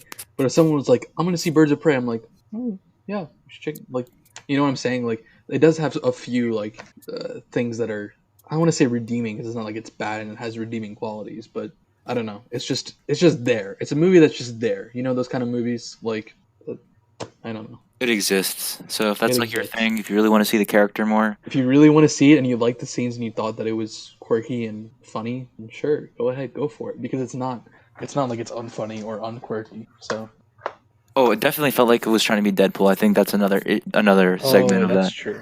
If you're like into that kind of meta, you know, a lot of cursing and I think blood. that, and yeah, stuff, I think the so- general public who saw Deadpool, not people who are into comics or MCUs or like, you know, the into it. General public who like Deadpool would like Birds, which is what it is. So I wanted to bring up something that people may or may not know that I wanted to talk about was the James Cameron version of this movie that kind of Mhm. exists. Not actually a movie, but I guess the script and what we know was planned for it. And I think also just is kind of key to understanding like the movie's role, I guess, that we discussed at the beginning, right? Because that's a pretty big thing at the time, having James Cameron do a superhero movie, even though he didn't end up doing it, you know? And the fact that the Raimi version that we got took cues from James Cameron's ideas. I don't know. I just wanted to discuss that. I guess also, I don't know if everyone here knows, but just some rundowns that stuck out to me are like the idea for the natural web shooters was his idea. It's something he originally had, right? The scene with MJ where they kiss was actually going to be like on the bridge, and Spider-Man was going to like web her up into a cocoon, and like Oh, it was shit. implied that they were gonna have sex, I think. What the fuck? Yeah, it was That is supposed to be definitely a James lot Cameron. more. It was supposed Very to be a lot Titanic. more. Very Avatar. Yeah, and also, I mean, this is something that's still in the movie. It's still key to the Spider-Man character and story. Understanding the original is like, but I think James Cameron is going to give more of an emphasis to this, and that scene is a part of this. Is the focus on like these parallels to like puberty, right? Like the big change line is an example of that. But this is something that's like existed in the Spider-Man comics, right? At their conception is like this growing up thing, and I think that's also part of why Spider-Man's so relatable. And then even when you're an adult, Spider-Man's relatable for the other reasons, you know, like he's a young guy struggling to get by and stuff. But yeah, I don't know, I thought it was pretty interesting. Also, who was the villain going to be? Electro, but he wasn't going to be called Electro. I don't know, that stuff is less relevant, but Correct me if I'm wrong, but I think Michael Jackson was showing Yeah, interest. I was just gonna say that. So Already. that's a Hold classic. on. So basically, what happened is when Manny was thank you, Octavio. Manny was talking about earlier in the podcast about Marvel being in kind of financial straits, and that's why they sold all their movie rights, and that's why so many studios have different Marvel character rights. At that time, Michael Jackson was very interested, very interested in buying Marvel so that he could direct and play Spider-Man. Oh, I I know how many actually did people- hear about that. I thought you were saying he was gonna play Electro. I was like, that is just the weirdest fucking choice. No, From he wanted Michael to play Jackson to Spider-Man Jamie really Foxx. bad. See, I would love to see that. I would. Yeah, apparently he went to Stanley first, and he's like, "I'm not gonna do a Michael Jackson impression. Actually, I take that back." But he was like, "Yeah, I want to be Spider-Man." Stanley's like, "No, actually, you would have to own Marvel or be the director of this movie, cast yourself." And he's like, "Well, maybe I'll buy it." And then he tried to buy it.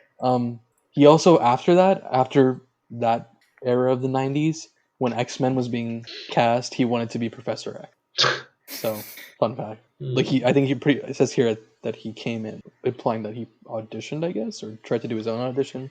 Yeah. So that's pretty cool. But yeah, James Cameron, that would have been a really interesting take. I think he also wanted Leonardo to be Spider-Man. He said That's what I definitely heard about a lot. Would have been very. I mean, I assume it would still be good, but definitely he's a good with. actor, but yeah. Yeah, and I mean James Cameron's a good director. It's just we'll never know because it would be entirely different in every way. But it's cool to think about. Did anyone else have any parting thoughts as we approach 212 in this podcast? See ya, chum. Just cut it there. Just fucking cut it there. All right, that's it. No, this is all in. So All right. you just embarrassed yourself. turns out this isn't your podcast, Fun Casey. Turns out I'm the one who has to freaking edit this. Can you Alright? put a bleep button on me, please? I don't want to get in trouble with Mima. Can I say again? Am I allowed to say on the podcast? You're being bleeped right now. So Are you sure? Dude, talking about these movies just makes me want to like get together with all you guys, just like watch it on a giant TV, just like just fucking watch these movies together. You bleep. Just get heat this hurt, dude. Dude, I just want to get together with all you guys and Hey, you know how Daddy 05 makes his kid do the outro? Manny, do the outro. You just punch What do you want me to say? Manny in the fucking face. Do the outro. Please like and subscribe. Follow at Nabil Sharif. Follow at PV Med Club. At Filmatic Podcast. Follow at PV Class 2019 Almighty. Oh no. Follow at Random Ooga Booga. Follow at. Alright. Okay. So I'm gonna go ahead and do the outro myself, I guess. Thank you. Everybody. We finally did it. We finally did the Raimi episode. It only took 5 months, and I really think that this is the second coming of Filmatic, and I was thinking of maybe even doing another episode coming. by the end of the week. Second Kumashi.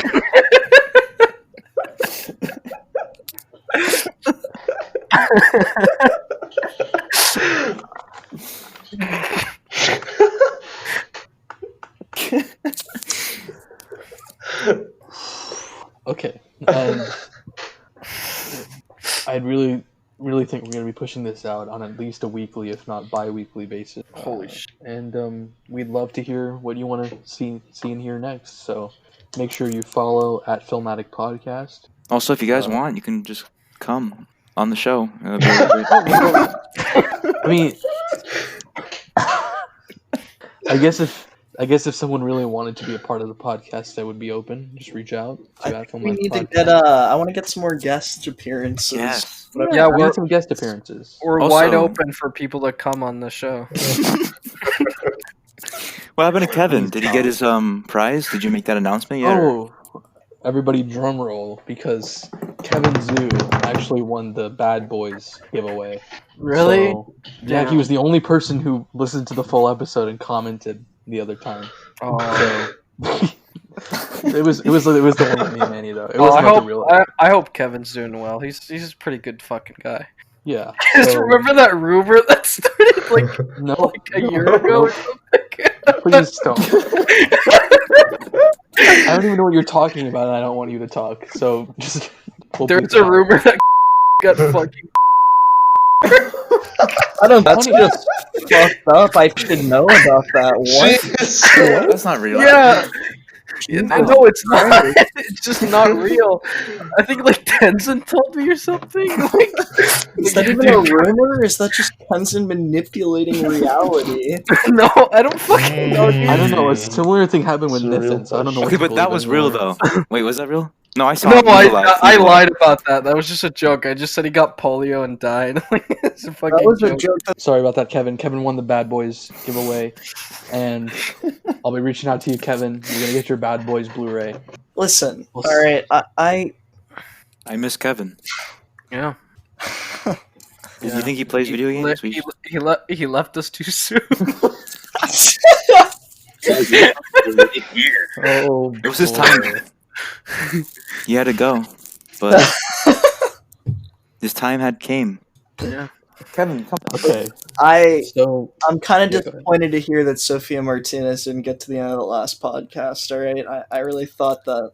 Didn't you convince her Big Sean died? I think she has.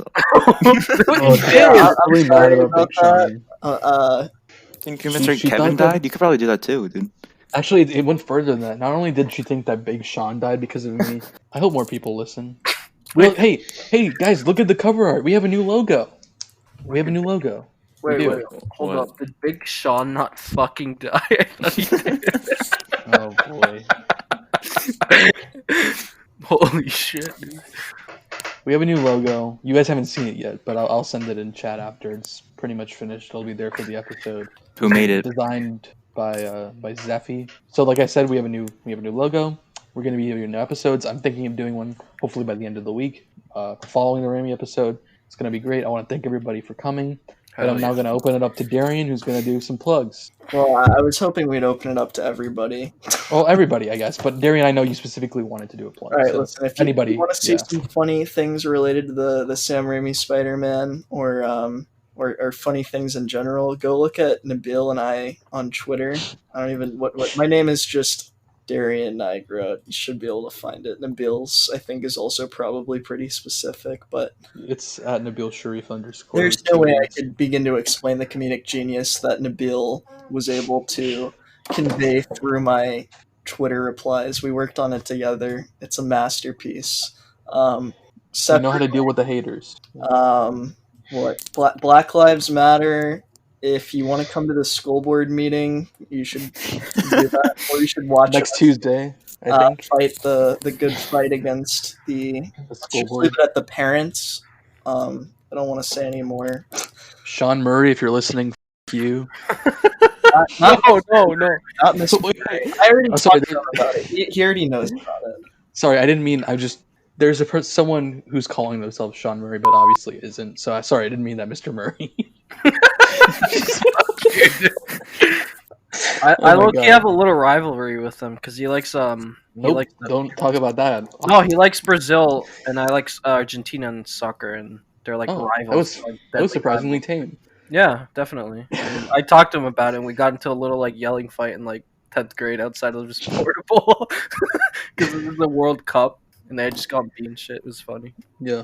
Anyone else have any plugs? Anyone want to plug Yes, something? yes. Yeah, go ahead. The Donald.win. It's where we're all going to now after they banned the Donald on Reddit. So please just follow that. And also, no, please cut that out. That's a horrible joke. Please cut that. I thought it was Nope, so nope. funny. That fitting perfectly with a $20 bill joke here, so we're good. Oh no, dude, I'm done. Please take that out. I'm done. I'm The screwed. power of the Donald in the palm of my hand. My career is over. Listen, guys, all lives matter. It's racist. Also, Frank Aberzino, keep up with him. Donate. Oh, dude. Ooh, Can I okay. do a plug, like a serious one? Yeah, sure.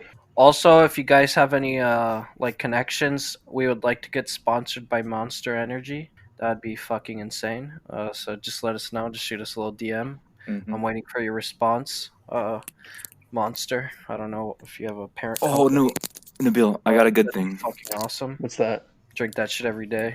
You have to tell them, for whatever your prize is in the future, tell them Cactus Jack sent you. That's a good one. Comment, All right, so tag- not on this comment, post, yeah. but on the next episode, we're gonna come up with a really good giveaway, and that prompt will be that. So yeah, that's a good idea, man. Yeah, someone might comment that as a meme because that's what we started off as. That is yeah, true. but Wow. Full circle. That works. At least someone's commenting.